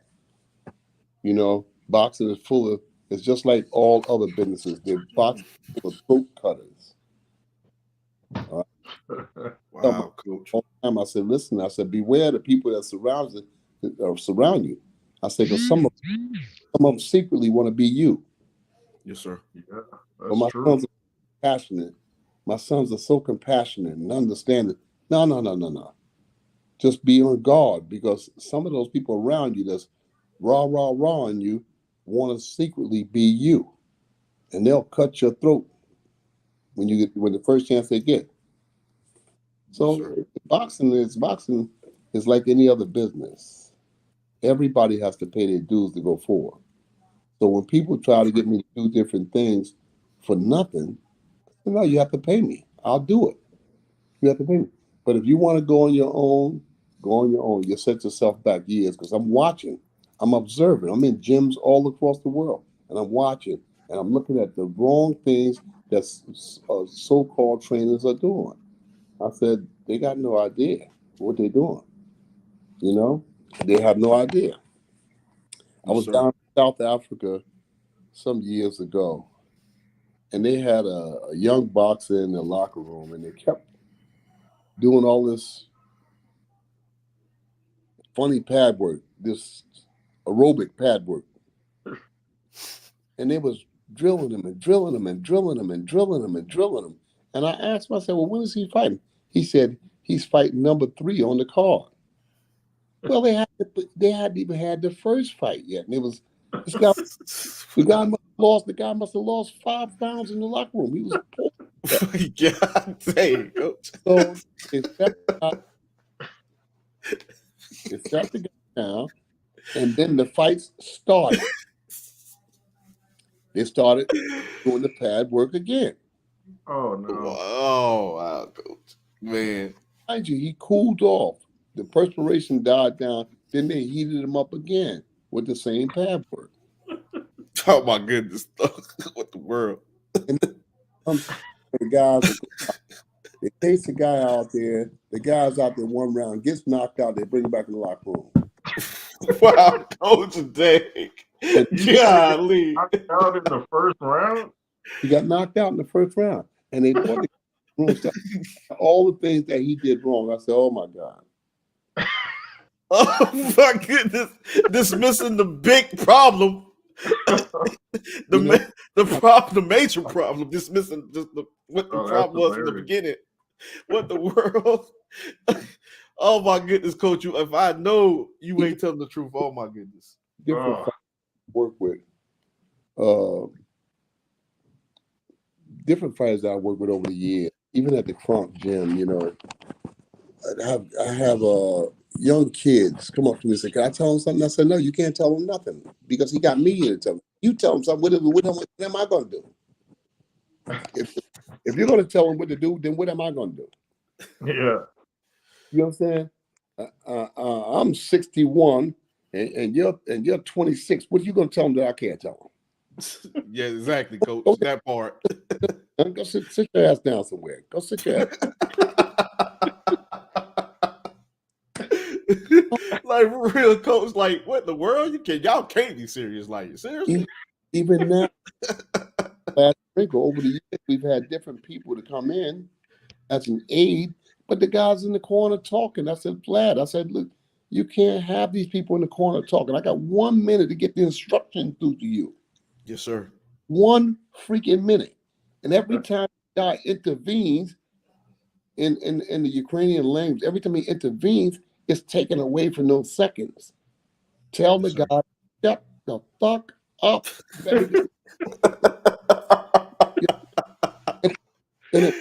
Oh my goodness. And it pisses me off. It pisses me off because I should not do it. But Vlad is a nice guy. I said, nice has nothing to do with winning. You tell a guy to shut the fuck up and listen, and then he can learn something. You know, here I am, you know, in my 70s now. The motherfuckers in the corner, 20 now, you know, run, talk. What are you talking about? They ain't talking about nothing, coach. You learn nothing because you're talking. Yes, sir. So I look at Devin Haney's father in the corner. And I'm saying, you know, I'm thinking about James Brown ready talking loud and saying nothing because that's what he's doing. He could not tell him how to get away from getting hit with the hand. Then he started getting hit with right hands. You know, there's so many things. Look, there's so many things that I can say about what he could have did, should have did. But again, you know, you got to pay for what I have. I can say things about what he could have did, what he should have did, that would have took away that left hand. Took it away. And he kept getting hit throughout the fight with the same left hand. I said, Jesus, what is this guy doing? What is he telling him? Coach, just this, like the blue, like this, if they're not knowing the blueprint, the fighter, with your history, your experience, and then look, coach has an undefeated fighter right now as undefeated for a reason. Now, even when he step up against the top level opposition and beat those guys, why you guys knowing why he beat those guys? Because he got somebody with legendary experience that prepared him properly.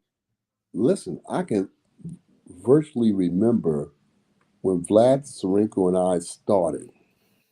I kept trying to get interviews with top promotional teams, even K2 promotions in Ukraine. Wow. And nobody would even interview us. And now, Alex Krasuk, who is with Oleksandr Usyk now, he admitted we did a fight somewhere in Germany. I think we did a fight somewhere in Germany. No. We did a fight somewhere in Ukraine. And Alex Krasuk admitted, he said, you know, I made a mistake. Yes, sir. Bashir brought Vlad Tsarenko to me. And for whatever the reason, I didn't make the meeting. You know? Wow. Yes, sir. He said, because I didn't think that we would be talking about Vlad Tsarenko now. I think Vlad was 18 or 19-0 when this happened. He said, but I made a mistake. You understand? So when we went, I said, well, I had a job training a young man down in South Africa, Ruan Visser, and Ruan promotional team, his father and his mother invited us down there on farm. I said, well, I want to bring Vlad Tsarenko with us. He said, yeah, you can bring us with you. And Vlad and I went to South Africa and thus began his career. So it was like yesterday that we started his career. And I'm thankful to the Vissers, the Visser family, the promoter there, Steve. I'm thankful to those people that brought us down there and gave us our start. So I'll forever be thankful to them because they gave us a start down there. I think Vlad had his first 6 or 7 fights in South Africa. And then we started going to Austria, Germany, France. You know, we went everywhere building this record. Now he's 20-0 with 17 KOs. Yes, you sir. know? So I'm grateful for that. but it takes character. It takes belief. It takes commitment. Vlad Tsarenko is one of the easiest boxers that I've ever worked with. It's just a great feeling to work with a boxer who's in with you, and Yes, sir. he doesn't give me any problems. You know, he believes in me, and I believe in him. So that's why I try to be as correct as I can be in my instructions to him. You know, Yes, sir. when he's down, he's down. When he's up, and I'll tell him when he's down. I say, look, you're not doing this here. You need to do that. You need to do this here. And I come down on him hard a lot of times, but he doesn't say anything. He just sucks it up and goes out and does what I ask him to do. Yes, sir. It's boxing is tough. Yeah. Tough, you know. And I think that Devin Haney, I think he can come back. You know, I think that he can come back. He needs coach. He needs Coach James Ali. He needs Coach you. He needs you, Coach. He needs you. A lot of times, He needs you, Coach. He needs some. I'm telling you right now, he needs a pioneer like you, Coach. I'm just keeping it straight. I'm just being real right now. He needs you. You like a lot of them do, Coach. To be honest with you, a lot of boxers screw up trying to emulate somebody else. Yes, sir. Yes, sir. You got to be yourself. You got to know your attributes. You got to know what's good for you and what's bad for you. Yes, sir. Devin Haney is not a puncher, so he shouldn't be getting in face. His forte should be, I said one time I was in Germany, and the promoter says to me, he says, well, they told me that your guy can't punch. I said, maybe he can punch. I said, let me ask you something. Since when did punching take a front seat to boxing? Coach. Wow, Coach. I said, Muhammad and Larry Holmes was considered non-punchers. Look at their careers. Right. Yes, sir. That's true, Coach. You understand? They were considered non-punchers, but look at it. Look what they did in their careers. And then you had a Ali. I believe in the second fight, Coach. It was that stopped the a hard hitting that stopped the puncher. You know what I mean? Ali. Oscar Bonavena. Yes, sir. Yes, sir. So what are you saying when you said the guy can't punch? What do you say? What do you say? What Muhammad Ali said, you can't hit what your eyes can't see. Right. Yes, sir. That's right, Coach. And the name of the game is what? BOXING. Boxing. Punching. PUNCHING. It's boxing. ING. What they say? They don't say, let's go to punching 101. They said, no, boxing 101. Yes, right. Sir. That's facts, Coach. It's the name of the game. The name is having boxing IQ. Jimmy Young was considered a non-puncher. Woo! But Jimmy Young was a slick guy. He was an artist. Yes, sir. He was an artist. He knew how to box. He was a brutal technician, Coach. These people that's running around boxing, trying to act as though they encyclopedias. They're not encyclopedias. They're just people that's talking. They're just talking loud and saying nothing. Yes, sir. What is this person? Yeah. What's that? What is this person asking? I see somebody asking something. Oh, it says Tsarenko should seek revenge on Clark as a tune-up. Clark is made for him. Now he hasn't progressed at all really as a pro. Clark, do you know who he's talking about? Clark? He just fought I think he's from Britain. Okay. Fraser Clark, I think he's talking about. Oh, Fraser Clark? Okay. Is that I think that's Fraser Clark he's talking about. I'm not certain, but I believe that he's talking about a boxer named Fraser Clark. He just fought a good fight, and he had a draw against another unbeaten British guy. I forget the guy's name, but he was. I watched that. Okay. Yeah, that was a good fight. Yeah, that was. Yeah, Wardley. Huh? His name is Wardley. Fabio Yeah, Ward. Fabio Wardley. Yeah. Yeah. And they said it was a good fight. I haven't seen it yet, but they said it was Yeah. a good. Oh, yeah. It was a good one, Coach. Yeah, you might have to go check that one out, Coach. It was a really good battle. It was a bloody mess. I'm not a fan of walking around trying to show that my guy's the toughest bully on the block. I want to make sense where it can make sense for the boxer.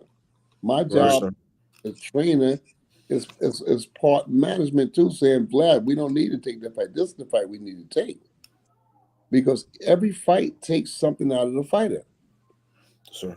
And no fighter is going to be the same tomorrow as they were yesteryear. Wow. Yes, sir. So you got to make your moves cleverly, you know. Yes, sir. I think it was somebody from Top Rank that was trying to get Vlad to fight. What's the big dark skinned Nigerian dude? Effie Ajaba. Yeah, Effie Ajagba. And they wanted Vlad to fight Effie Ajagba, but for 75,000. I was like, no. Wow, what the 75. That was Coach 2 years ago. I said no. Okay. No. What the world? I'll put Vlad Sarenko in with Effie Ajagba, but for 175,000, 200,000. What are you talking about? I'm not going to put Coach. What the world? No, it doesn't make calculated sense to me. Why should I fight like that there? It's a tough fight. Yes, my goodness, that would have been oh my goodness, Coach. You talking about that would have been one. That would have been one to see, Coach. That would have been one to see. That would have been a good fight. It would have been a good. But I don't think that I should put Vlad Sarenko in that kind of fight for $75,000. Absolutely not, Coach. Absolutely not. No. Absolutely not. Heck no. Heck no. Absolutely not, Coach. Like you say, Coach, within that type of caliber of fight, you know what I'm saying? I feel, Coach, at least 200K on up. I feel should at least 300K on up. Be honest with you. I want to put him in a fight. Not only win, but fight where we're going to get paid for the fight. Win, lose, or draw. I want to put it. I want Vlad Sarenko to look back on me. I have another Ukrainian guy, Igor Pleveko. You know, Eddie Chambers is trying to make a comeback. You know, wow. Eddie Chambers wants to fight now. He wants to fight. Something has woke up inside him. He's 40 years old, but Eddie Chambers never took a lot of punishment. Yes, sir. Yeah. So Eddie Chambers doesn't look bad. He's not a smoker. He's not a drinker. He's not a womanizer. He's just a guy that he's a health nut. Yeah. He eat all kinds of foods. He doesn't drink. He doesn't smoke. He doesn't. Eddie lives close to the vest. So now Eddie and that I want to fight, man. This civilian life is not for me. I want to fight. So that happens. Yeah. To a lot of fighters until when they go out of boxing, they try to find themselves and say, you know what, this is not making me happy. I want to get back in boxing. Right. Yes, so, sir. Right. Now they're coming back, you gotta understand when these guys make those kind of decisions, they're usually serious about it. Yes, sir. George Foreman first came back, everybody laughed at him. Yeah, I remember that. Yeah, I remember that too. I remember that too. I mean, he did a Rip Van Winkle, Hey, Coach, I'm just still blown away, like out of nowhere, how he literally laid out Michael Moore. Coach, I was young back then, younger, was so young. Remember that day, oh my goodness, people, Coach. When I tell you, people erupt, Coach. We was literally, us 100. So we was in the hood for real, in the hood, one of the most dangerous hoods in the United States, and we was probably 100 of us in that backyard, and we had the TV out there in the backyard, Coach, one of them big old school, big huge TVs, right? And we all back there, You know what I'm saying? People was talking trash. George Foreman, he too old to be fighting, coach. They was talking a lot of trash, coach. I was like, y'all sleep on Big George. He got that power, and that power never goes. And I was like, I think he catch that boy one good shot on that chin or that temple, he going down. You know what I'm saying? And coach, they ain't believe me. Out of nowhere, coach, George laid that sucker out. When that Michael Moore hit that ground, coach. Oh my goodness, they was all so quiet, like crickets. You heard the crickets. You heard the crickets and all the other little creatures out there. Just you can hear them. You know what I'm saying? They was quiet, coach. Like it was just like unbelievable. Like, but I was like, it didn't surprise me though, coach. It didn't surprise me because like I say, George didn't just only had the skill, but his power was still there, coach, even at the age. I was 50-50. I was hoping that George would win, but I was 50-50 because Michael was laying that wood on George. Yeah, I know, coach. He was like Michael was a beast. Michael was a beast, coach. Yes, he was. Wood on George. He was laying that wood on George, man. And he hit him with a 1-2 and a 1-2, and he was gone. It was a one left, right, and then another left, right immediately after that, and all 4 punches landed. Yes, sir. Yes, sir, coach. Oh, man. And Michael Moore said he was out on his feet before the knockout. He said he's like, George didn't know, but he said the punch he hit me before with that, he's like, I was out before he even landed that knockout blow. Yeah. Hey, I wanted to ask you guys, was the Evander Holyfield fight before that one or after that one? I forget. With Foreman? Before that. It was before that one, right? It was the heavyweight championship in the world. Yeah. That was in 1994 when Foreman fought Michael Moore. Holyfield said that George Foreman is the hardest puncher I ever fought. Yeah, said he thought he knocked his teeth out. Yeah. And Holyfield said that George Foreman hit me so hard in the 5th round that I didn't realize where I was until the 9th round. He said, and the commentator asked him, well, how did you know? He said, I only knew it was the 9th round because somebody in the corner asked somebody else, what round is it? And they said 9th round. That's how I knew it was the 9th round. So from 5, 6, 7, and 8, and at the end of the 8th round, somebody asked in the corner, what round is this coming? They said the 9th round. That's when he realized that I was in a fight because he said from the 5th, 6, 7, 8, and the announcement of the 9th round. That's when I realized that I was in a fog. That he had hurt me. That I had a concussion. That he had hit me so hard he had concussed me. You know. Wow, man. Foreman could punch, man. Yeah. That was he was a monster. He was a monstrous of a puncher, bro. And he had an underrated jab too, I always thought. Oh yeah, big bro. Absolutely. Yeah. Oh, we got another question for you. What's your time like, Coach? Are you good or how are you doing on time? Coach, can you hear us? Coach, can you hear us? I think his sound went out. Yeah, because I seen something black out and it came back in. Yeah, it did it again. Try logging out and then come back, hit the link again, Coach, if you can hear me. Let me see. Okay, okay. Can you see it, big? Can you see it, big bro? Or you want me to read it? Can you see it? Yeah. What does it say? It's our brother King Slender 2.0. He says Sarinko would wreck Jabba. Whatever happened to your 6'10" fighter Ryan Visser? Oh, right. I'm saying it right? Visser advisor. I'm saying it right? Visser? Yeah, I think you're right. Oh, wait, here's Coach. Just a second. Okay. Can you hear me? Yeah, we can hear you now, Coach. Okay, yeah, we hear you good now. Okay, what we on? Yeah. How's your time? Are you okay, or do you need to go? No, I'm all right. Okay, we got another question from King Slender. Go ahead. You want to read that, Andrew? Yeah, sure, man. So King Slender 2.0, he says Sarenko would wreck a jobber. Whatever happened to your 6'10" fighter Ryan Visser? Is I'm saying that last name correct? I think Ruan stopped for a while. I think he's about to start again.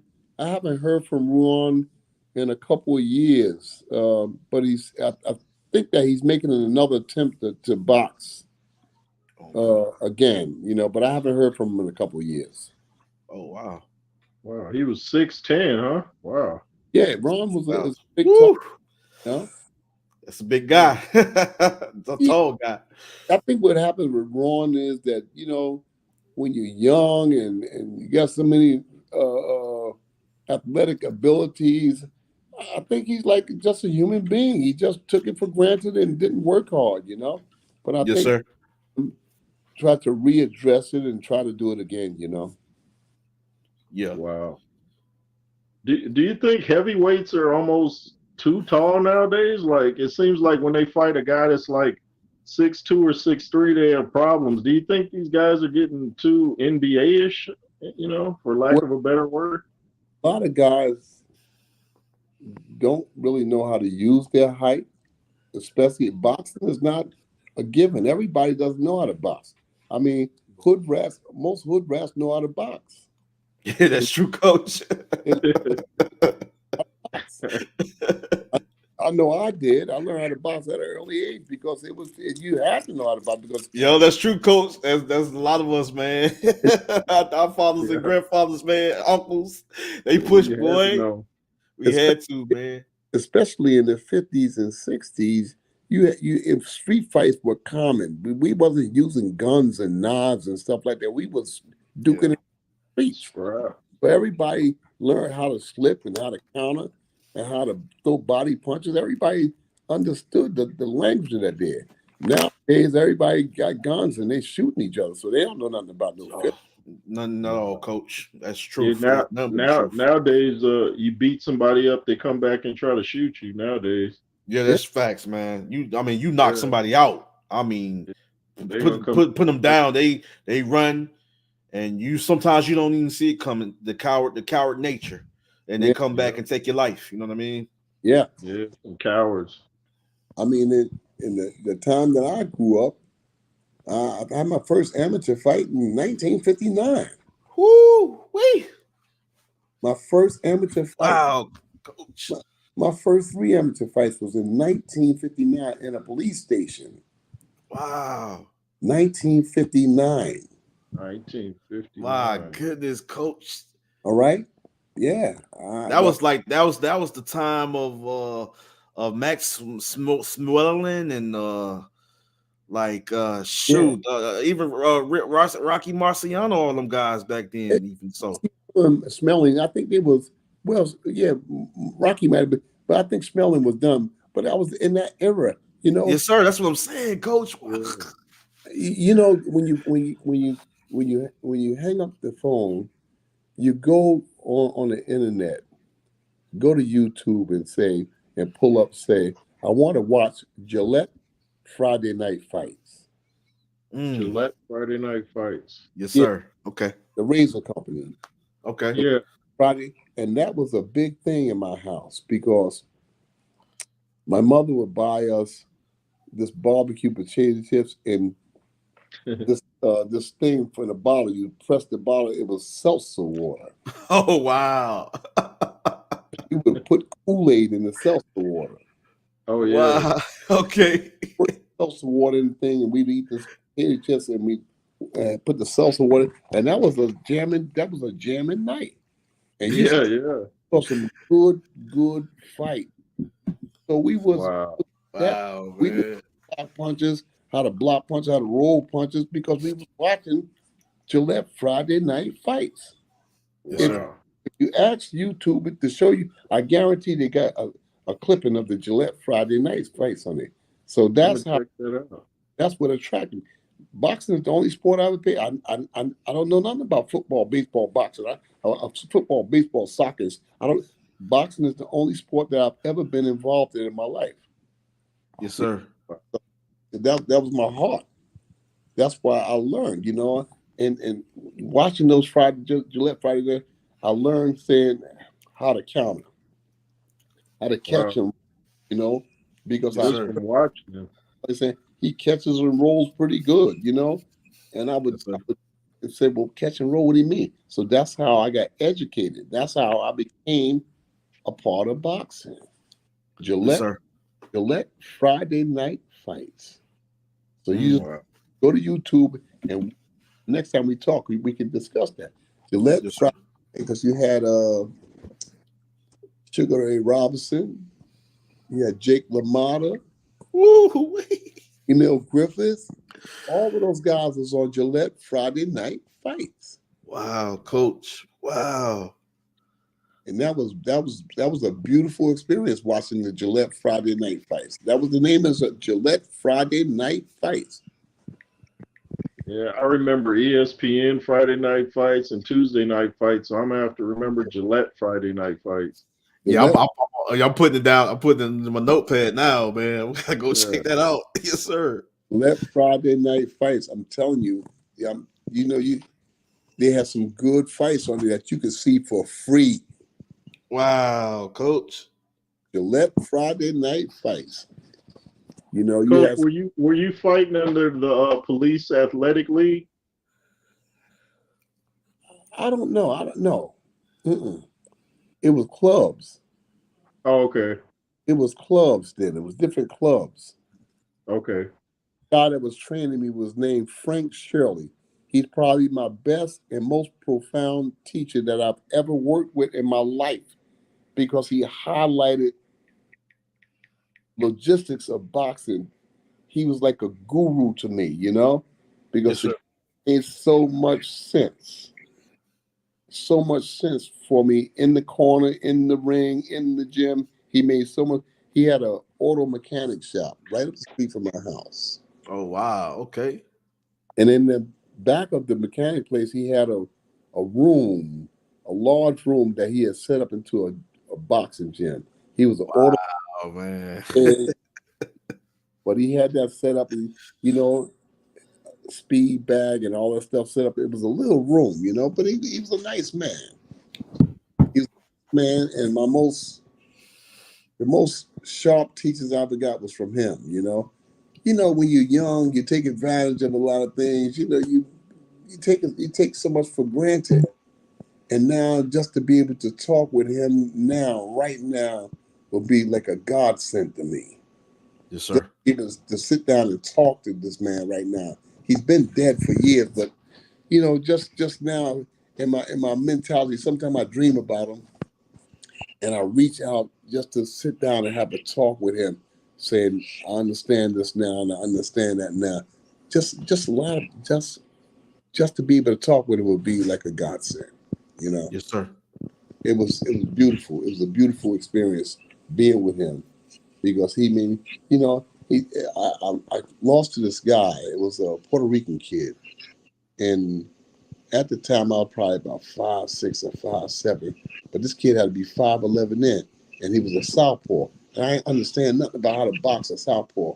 And Mr. Shirley said, "You out there boxing like old bitches." Somebody said, "You just did." Yes, sir, coach.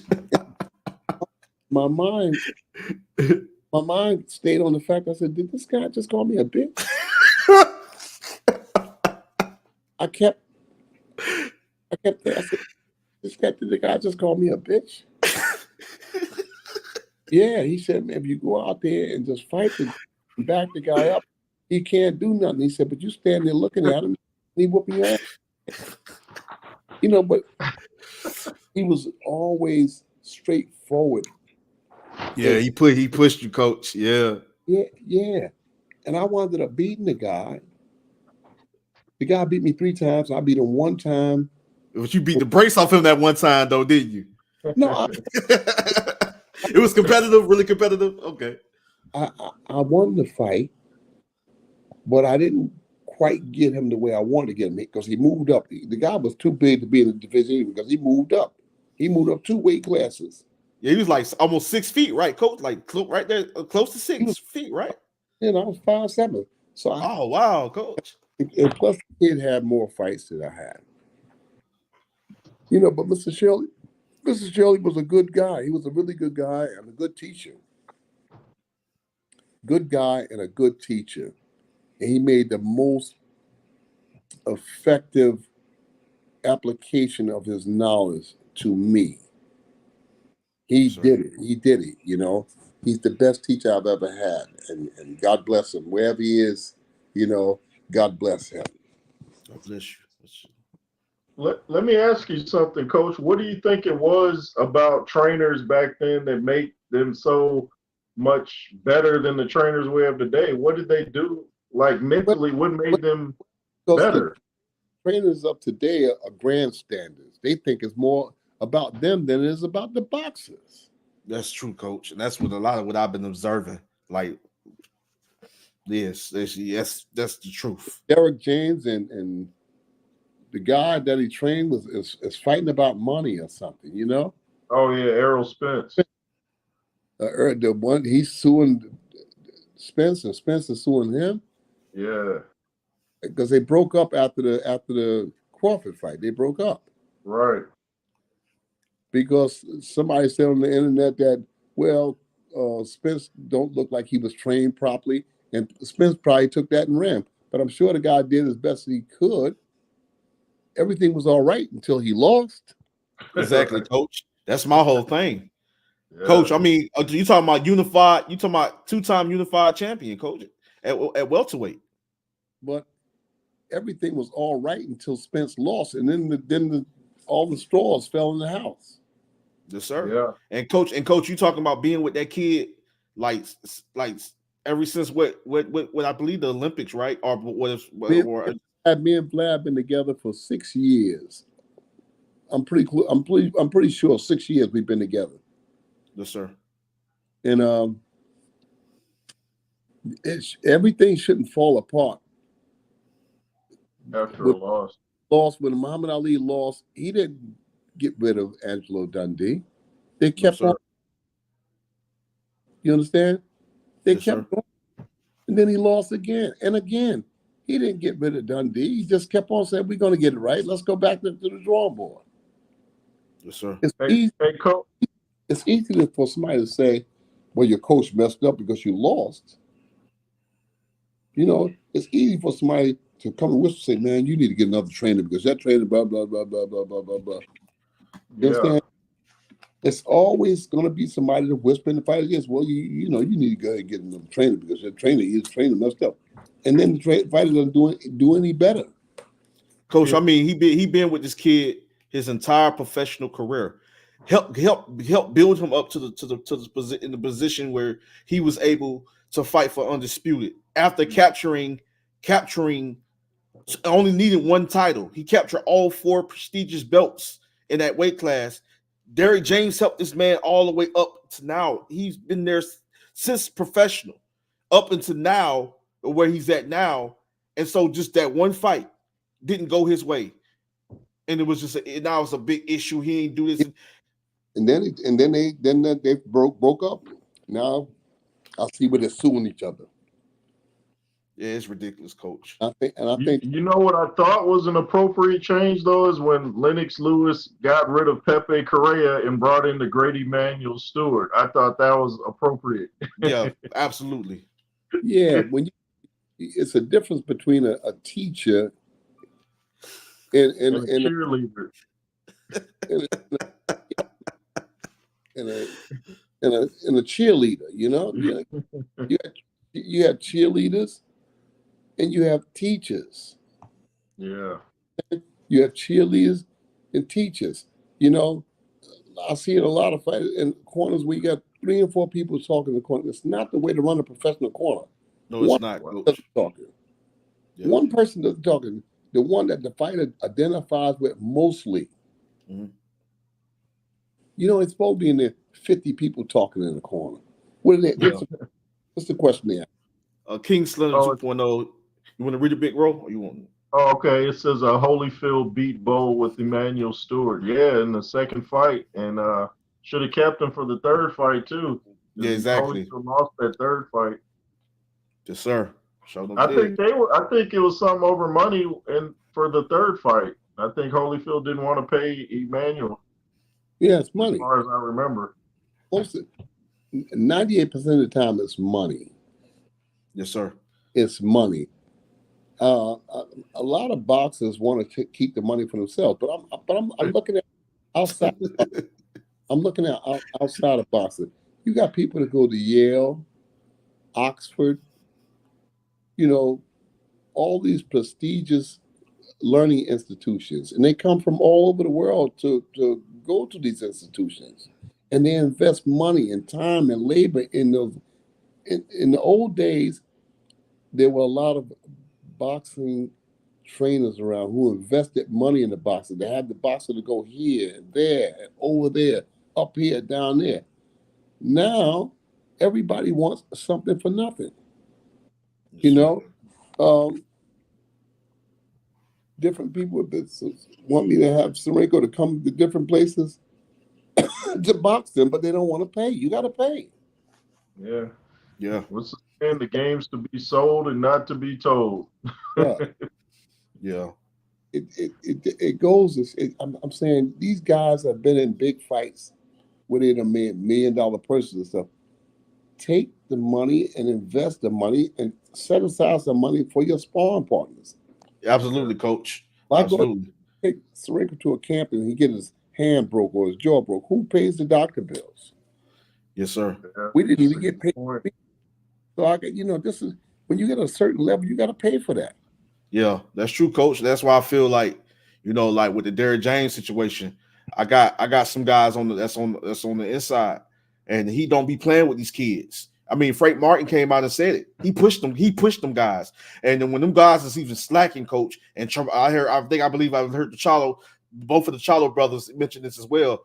Coach James was the type of trainer where he not gonna allow garbage in his gym. He gonna push you. He gonna make sure you serious. He gonna make sure you ain't playing no. He gonna make sure you push you to the best of your ability to go out there and execute and win. And he ain't with that garbage. People just think that he don't say much. He's a quiet, humble, respectable dude because he's very humble. He don't have to say so much. But when you in that when you in that training camp, based on what these fighters are telling me, and I can see that, and I can pick that up in when I can read that when it comes to him, that he's about business. Coach James Ali is about business. Of course, right at this time in the game, you got to pay coach for what you really need and what you really need to go forward and elevate your game.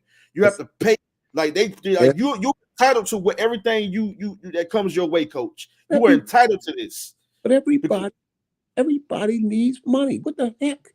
I mean, the people get paid for electricity. That's what I'm saying, coach. You every well deserving of what comes your way. That's the whole. That's all I'm saying.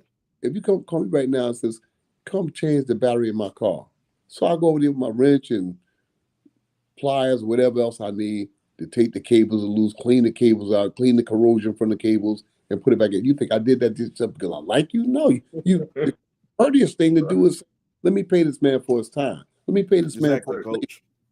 It's the right thing to do. Yeah, exactly, coach. But people think that they can come.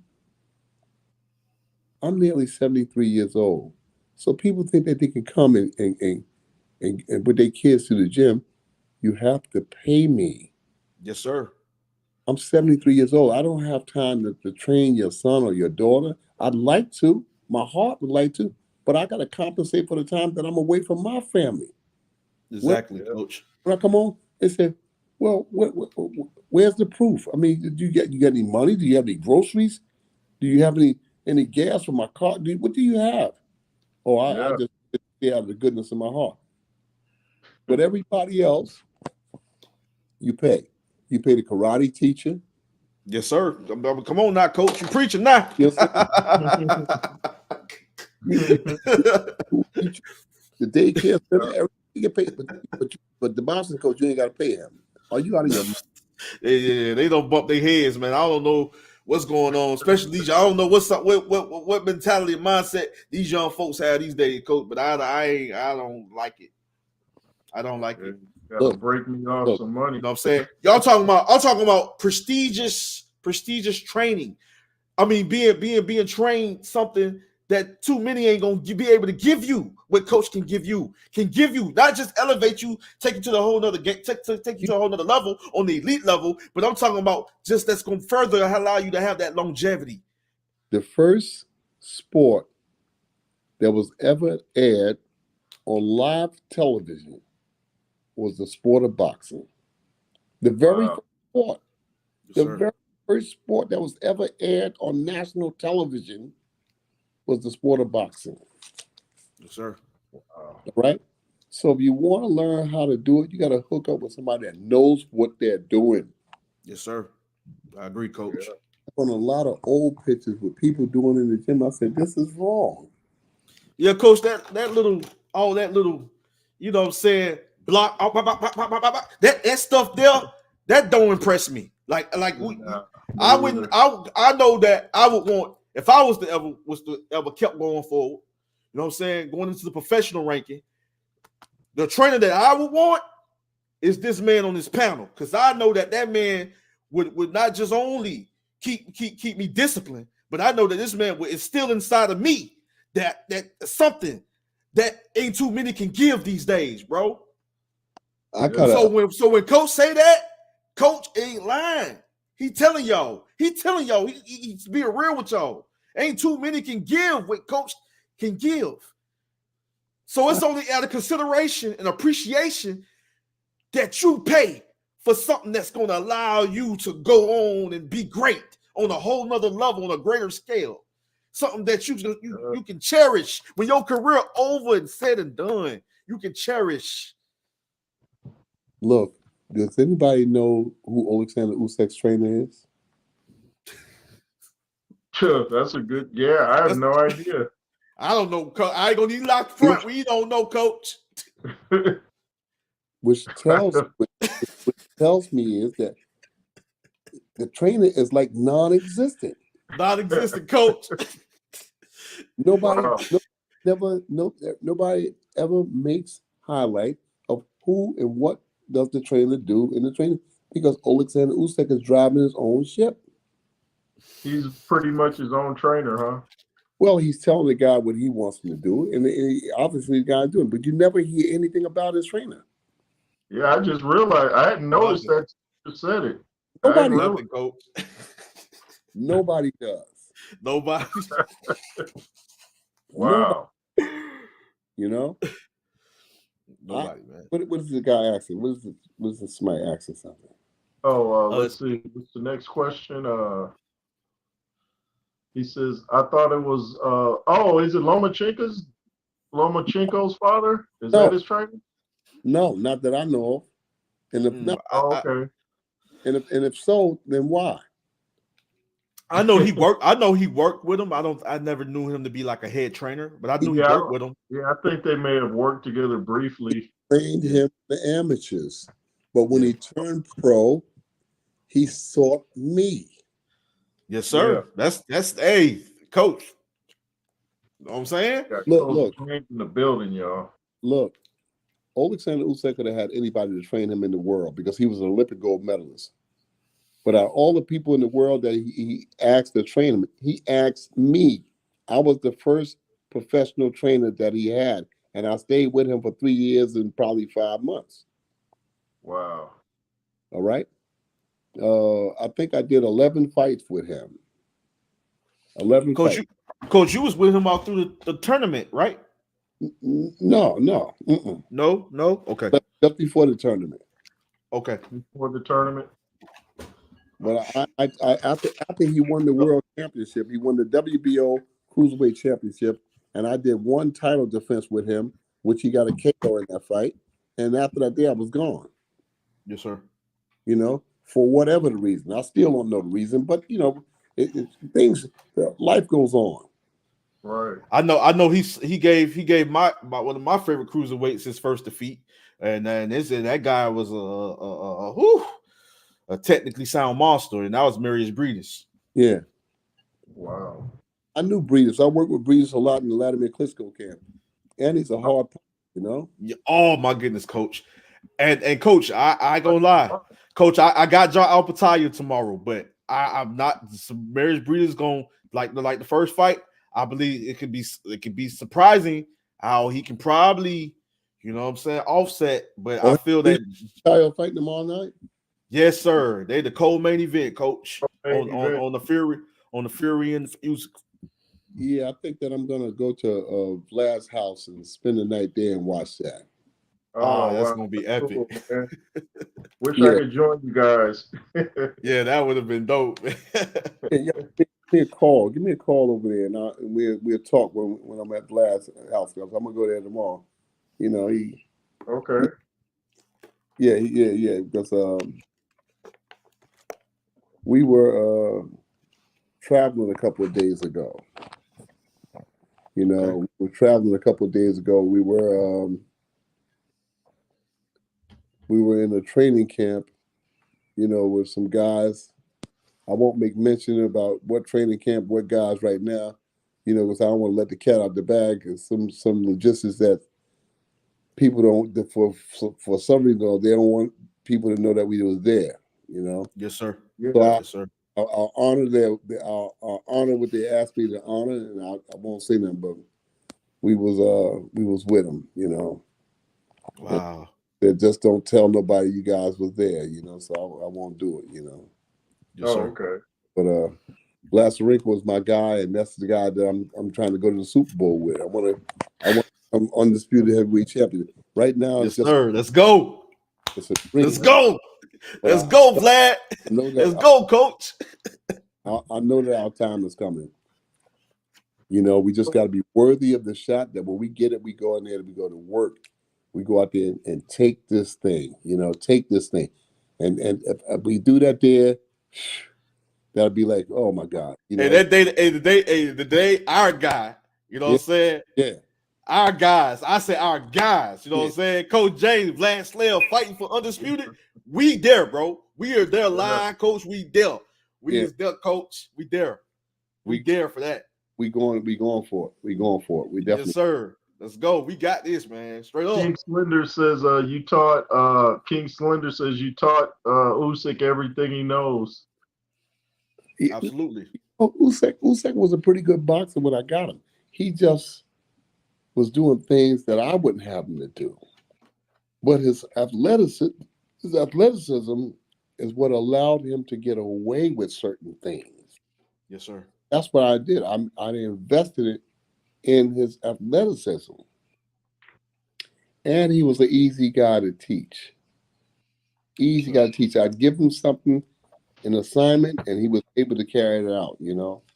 Yeah. And I know you can love and appreciate, coach, where you have fighters that's willing to learn and be educated and that has the discipline. Like that's just the way I see Usyk. And that's what I said earlier. Like you had the guys like Aloma and Usyk. And like I said, it's just that Ukrainian mindset. Like I believe you, coach. Like when you before you start training him, he was just that guy. But I know that you elevated him and you gave him so many tangibles that I know that he can still appreciate still to this day. Yeah, we get along well. We get along well, and he understands that I worked against him in the Dubois fight. He understands that, you know, and that's the way it's supposed to be. I mean, you can't stop me from making my living because you left.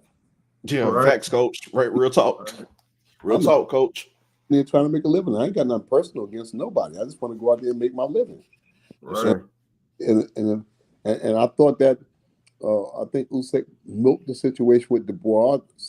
You know, because if you look at the punch that Dubois landed, it's the same punch that Andre Ward landed against Kovalev. One of them all legal, yes, one all illegals. I mean, what is that? I think Dubois might have knocked him out. Yeah. And they jeffed him out of the knock.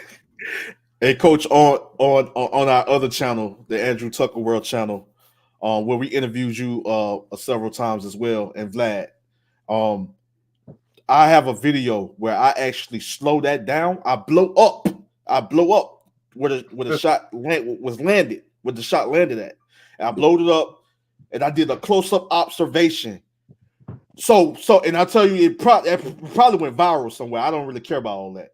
But the point that I was trying to make, that it was so much of a clean, effective shot. I don't see how they so delusional to say that was a low blow. And I clearly provided great evidence that it wasn't. Yeah, that was not low at all. I mean, Coach, I blew up right there on. I'm talking about the glove, the right there, the waistline, right there. It was not low. It was not low at all, Coach. And the referee was doing too much. He was about to give Usyk a pillow and everything. Like, do you need a sandwich? What can I get you? The ref was just exactly. Usyk said, I'm ready to go. And the referee said, no, take another minute. I said, sir, sir, due respect, sir, that's not your job to tell me to take another minute. Fighter said you're ready to go. What is that? What was that about? So, that was crazy. So many reasons why the fight should have been a rematch. Yes, Coach. Yes. Many reasons, you know? Yes, sir. So, that was bad. But the Usyk versus Dubois. I think that's a 50-50 fight. Philip, I think, like, Coach, I ain't gonna even lie to you, Coach. Like, I feel like they can beat each other, but I don't know why something is telling me, based off what I seen, Coach, coming from Dubois, and in that last fight with him and Gerald Miller.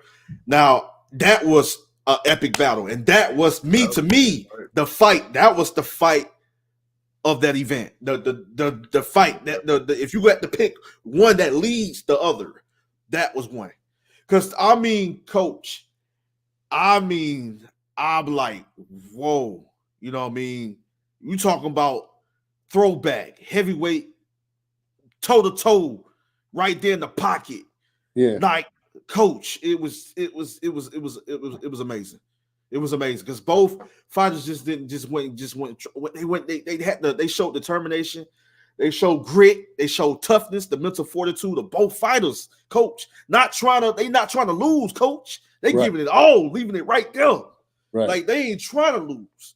That's what made it so epic and intriguing, Coach. Right. I was like, you had to respect both of them guys on that night. Right. They worked. They did some work that night, you know. But I like Philip Usyk, and I like Daniel Dubois, so I stay out of that, you know. Yes, sir. Stay out of it. But I will say that going into the fight, it's a 50-50 fight. Yes, sir. It's a 50-50 fight. Because of Zhang's last fight in that weight, I'm thinking that him and Deontay is a 60-40 fight. But I don't know how he's going to come this fight. So right now I got a 60-40 for Deontay Wilder. But it's going to be some bullets flying in that. Yes, sir. You know? Yes, sir. Something going on right there. Hey, Coach Philip Usyk and Daniel Dubois is going to be 1-2 though. It's going to be 1-2. It's going to be 1-2. I respect both of those young lions as well. What is this person asking? Big bro, you want to read it or you want me to get it for you? Okay, I got it. He just said King Slender 2.0 says he predicted Cerenko would be champion way back in 2015. So he saw something in him way back then. Yes, sir. I'm big on Cerenko because Cerenko gives me everything in that gym, you know? And when I tell him that you didn't do good today, you can do better, man. You got to be better than what you're showing, you know? He talk a little bit like all fighters do. Well, I'm this or that. I say, nobody cares about that. Nobody cares about that. You got to pull this shit together and do this shit the right way. Get out there and do better today. Well, I thought I did pretty. I said, you thought you did good today, but I don't think you did. What I think matters. What did you think doesn't matter? This is the truth. I'm just giving you the truth about what the people are going to say. They don't care about what you think. Yes, sir. They're going to care about their own observation. You got to get out there and do it. Yes, sir.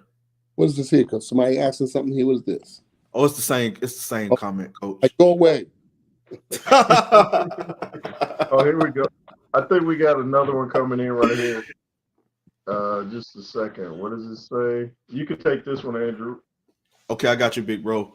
King Slender 2.0, our brother says exactly the way you should train high level guys. No, the only way you get to high level is starting at every level. When they come in the Whew. gym, but I'm asking, this is what I'm asking you to do. You understand? You can't come in here playing around because while you in the gym, you in here flyweight, featherweight, bantamweight. There are thousands of other guys in the division and every part, every corner of the earth practicing to do what you're going to do and try to overcome you. So you've got to be that much better. So at every level, from Vlad Sarenko came in the door, every level, I said, this is what you have to do. This is what you have to do. And you got to be damn good at it. Because if you slack one iota, somebody's going to own you. This is what you got to do. That's it, all in a nutshell. Do you think Vlad will be in the ring within the next 2 months? Yeah, he'll be in the ring. And, like I said, if we can't fight the top guys, then we're going to fight the guys right under the top guys. If we can't fight the guys right under the top guys, then we'll fight the guys right under them. But we got to fight. We got to stay busy. We got to get out there and step on it. We got to fight. We got to keep on moving. If we can't get the guys we want, then we got to keep getting the guys that's in the way. Somebody got to get in the ring with us. We got to get in the ring with somebody to keep the machinery oiled. Yeah, exactly. If you got a Mercedes Benz and you park it in your driveway for 6 weeks or 6 months, you can't expect it to run like that Mercedes that run every week. Nah.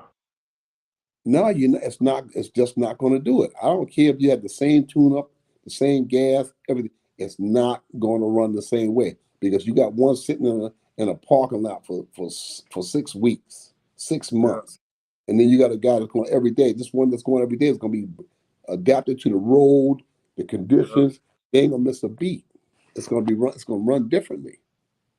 So that's what you got to do by yourself, And I tell Vlad all the time. I know Vlad gets exhausted with me telling him. Sometimes he tells me, he said, look, could we please not talk about boxing today? But that's what I do. Vlad tells me a lot of times, he said, hey, can we just go 2 days? I just don't want to talk about boxing. And I said, no, we got to talk about it. This is this. You got to do that. This. I know he gets tired of it, but I got to push him. He's got to understand things from my perspective. He said, I just want to be just free of boxing. What is this saying? Oh, let me see. What's this next question say? It says, last question tonight. If Sarenko's in New York still, go get Wallin unless they train together. That's a very winnable fight for Vlad and a great name. Yeah, I think Sarenko walks over Wallin. Vlad and Wallin spars a lot with each other, Oh, really? Yeah, they spar together a lot, so they're pretty close to each other. And a couple of weeks ago, they were talking about putting Vlad in against Prince Charles Martin. Oh yeah. Oh wow. Okay. Yeah, I don't know. That still might materialize for September in Saudi. Wow. Okay. Yeah. That's a good fight for him, Coach. I know these fights are coming. Yeah. We've got to prepare for these fights. I know this fight is coming. We've got to be prepared for these fights. Yeah. Yes, sir. I mean, if you and Vlad ever want to come on Andrew Tucker World or here and call fighters out or whatever you got to do to get the fights, hey, just let us know. Yeah, we here, Coach. We here. You know what I'm saying? It's family, Coach. It's family. Yeah. We family. So Vlad is not that kind of guy. He's not the kind of guy quiet. And I don't try to make him act outside of his character. He's just not that. He's just not that kind of guy. Vladimir Klitschko is not that kind of guy. Some guys just ain't that kind of. They'll fight when it comes time to fight, but they're not the kind of guys say, I want so and so and so and so. They're not that kind of guy.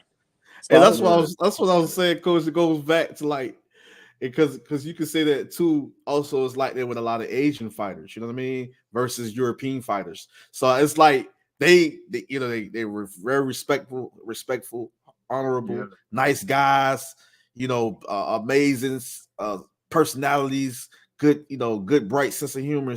But when they get in the respectful outside of the ring, but when they get in that ring, they destroy. They seek and destroy.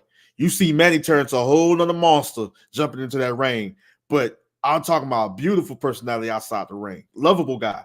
But when he gets in that ring, he destroyed. I see the same thing in Vlad. Yes, so you're right. It was the same thing with Vladimir Klitschko and Vitaly Klitschko. It was like those guys, like just and the same thing you could say for Usyk and a lot of those guys, Lomachenko, a lot of those guys. You know what I mean? It's just like, it's just a whole other situation when they in that ring. But outside of the ring, yeah, you know what I mean? I agree with you 100% on that one. Yeah. We're gonna get busy with the next few weeks, maybe 4 or 5 weeks. We'll get a fight. I don't know with who, but we're gonna get some. They mentioned a lot of fights, but then people are looking at last week and saying, "Why should I have to fight a guy that's 20-0 with 17 KOs?" So nobody is interested in putting their guy in with a guy 17 KOs and 20 fights. Nobody's in a hurry. Not unless somebody's going to pay.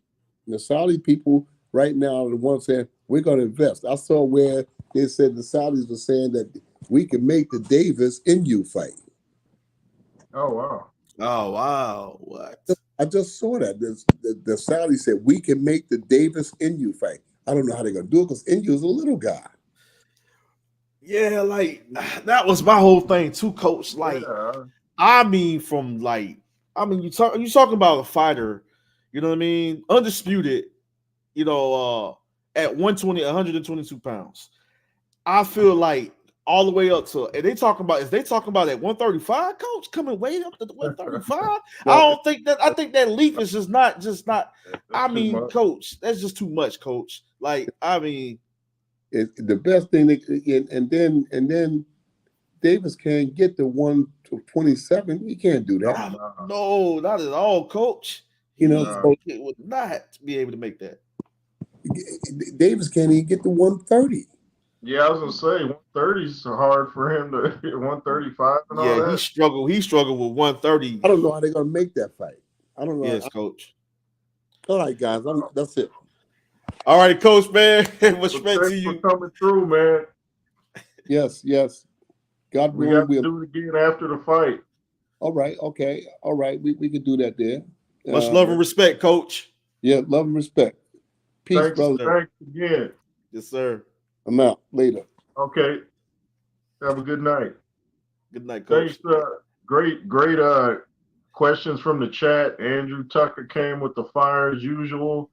Hey, thanks for coming in, y'all. We really appreciate it. Coach was dropping some gems, man, and I just enjoyed chopping it up with Andrew and Coach James, and we're gonna talk to him at some point. I don't know immediately after the Usyk Fury fight, but probably sometime next week.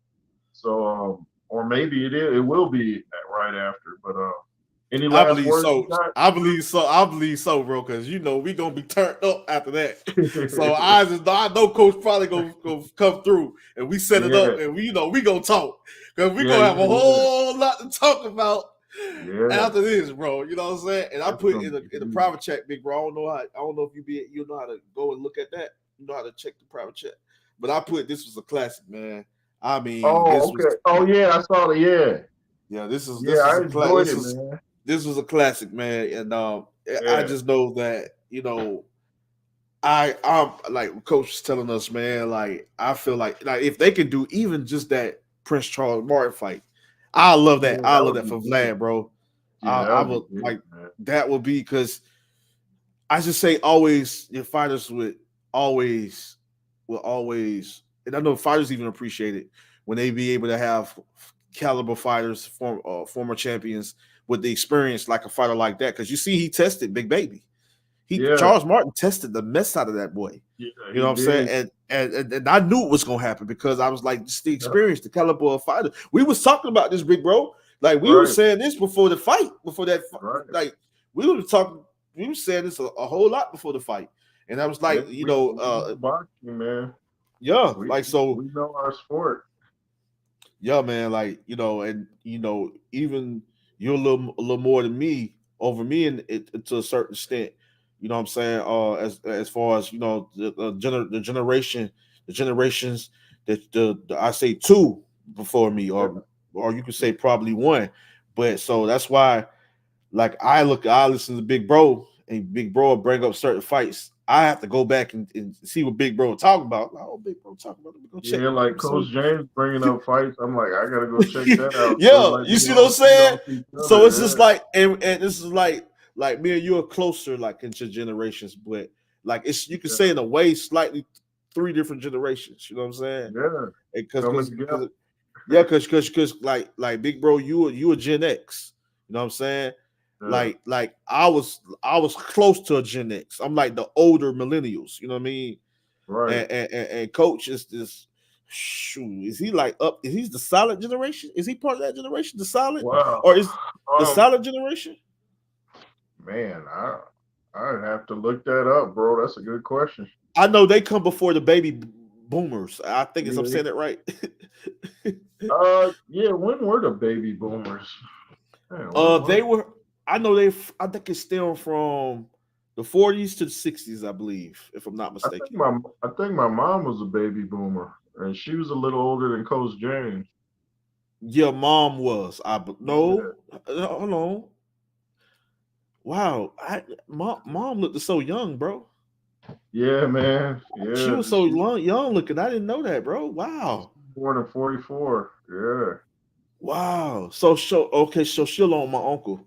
My uncle, yeah, he just turned. Yeah. Yeah, okay. Yeah, she was along my uncle. Yeah, oh, I my meant to mom. ask you, bro, before I forget. I meant to ask: is DT3 coming on with us, or is he coming on the live tomorrow? I'll check with bro. I just know that his schedule's been really hectic, like with him and the Oh, okay. family and also work and stuff. But I'm going to most definitely. I'm glad you reminded me, big bro, because I'm going to check in with him. I'm going to see if he'll be available because that'll be epic having all three of us together. That energy is going Yeah, to be because he crazy. was saying a couple months ago that he'd see us for this fight, so I didn't know if he was still on for it or what. So because I know one that we most definitely was looking forward to cover together was the Oh, undisputed the Bivol fight. the The bill yeah Bivol. the Bivol Dimitri I meant the Dimitri Bivol and the Patervia. Arthur Peterviev. I Yeah, I and think that's the fight he was talking about. I think he was talking about that one. I don't know what date they pushed it back to, but um yeah, I know that Wilder fight most definitely kind of replaced that one because Yeah, I think Wilder Zhang now is the main event. yeah, I think they pushed that up. yeah, it's the main event now. So I Yeah. mean, I just know that I'm gonna check in with him because that's gonna be epic if we can all three of us cover that. That I mean, that's gonna make it for an epic live, and it's being promoted, it's being marketed. It's we're gonna have it the live coverage. It's marketing. I got our marketing team and promotional team. You know, what I'm saying also putting Yeah. work in on these events. So um as far as like this event, I ain't gonna lie, bro. Like I think this is gonna be a big one. I don't know. I'm predicting probably 300, maybe uh, to almost close to 1,000 live viewers for this one, and I think Oh, that that'll be huge, man. and I wouldn't That, be surprised if we had even more because I think they gonna want to come to us. I don't think much love and respect to all those great content creators and boxing channels, but I don't think they're not gonna match our energy. Not all three of us not together, not me and you alone. This is gonna be epic. But then DT3 come along, they ain't gonna be able to match our energy, bro. I mean, each and one of us alone, just a force to be reckoned with. You know what I mean? So. going down. So I want everybody in the chat get a good night's sleep, eat well, and have pleasant dreams, and come on over to Andrew Tucker World tomorrow because it's Let's go. going down like Rosie O'Donnell on a free fall, y'all. It's going down. But I guess I'm gonna go ahead and get out of here and get me something to eat, man. And rest up for tomorrow because we're gonna be doing a lot of talking, man. So any last things you want to say? I say LSR forever, be fearless. Don't turn to the Most High if you got problems. Open the scriptures. And Andrew, I'm gonna let you close the show, bro. LSR forever and for eternity. Thank all our brothers and sisters that came and joined us for this epic boxing discussion, this epic live boxing show. The legendary, shout out to our great friend, our brother, the legendary James Ali Bashir, and shout out to, one of the future legends, the Roos Theory, Andrew Tucker World. Like Big Bro said, come on over to our other channel, Andrew Tucker World, for that epic live commentary. Y'all know how we do it. You know what I mean? And y'all gonna enjoy an epic show. We got something amazing for you guys, and we want to witness history be made tomorrow as far as a legacy defining fighter and having the undisputed crown after 25 years in the heavyweight division. Wow.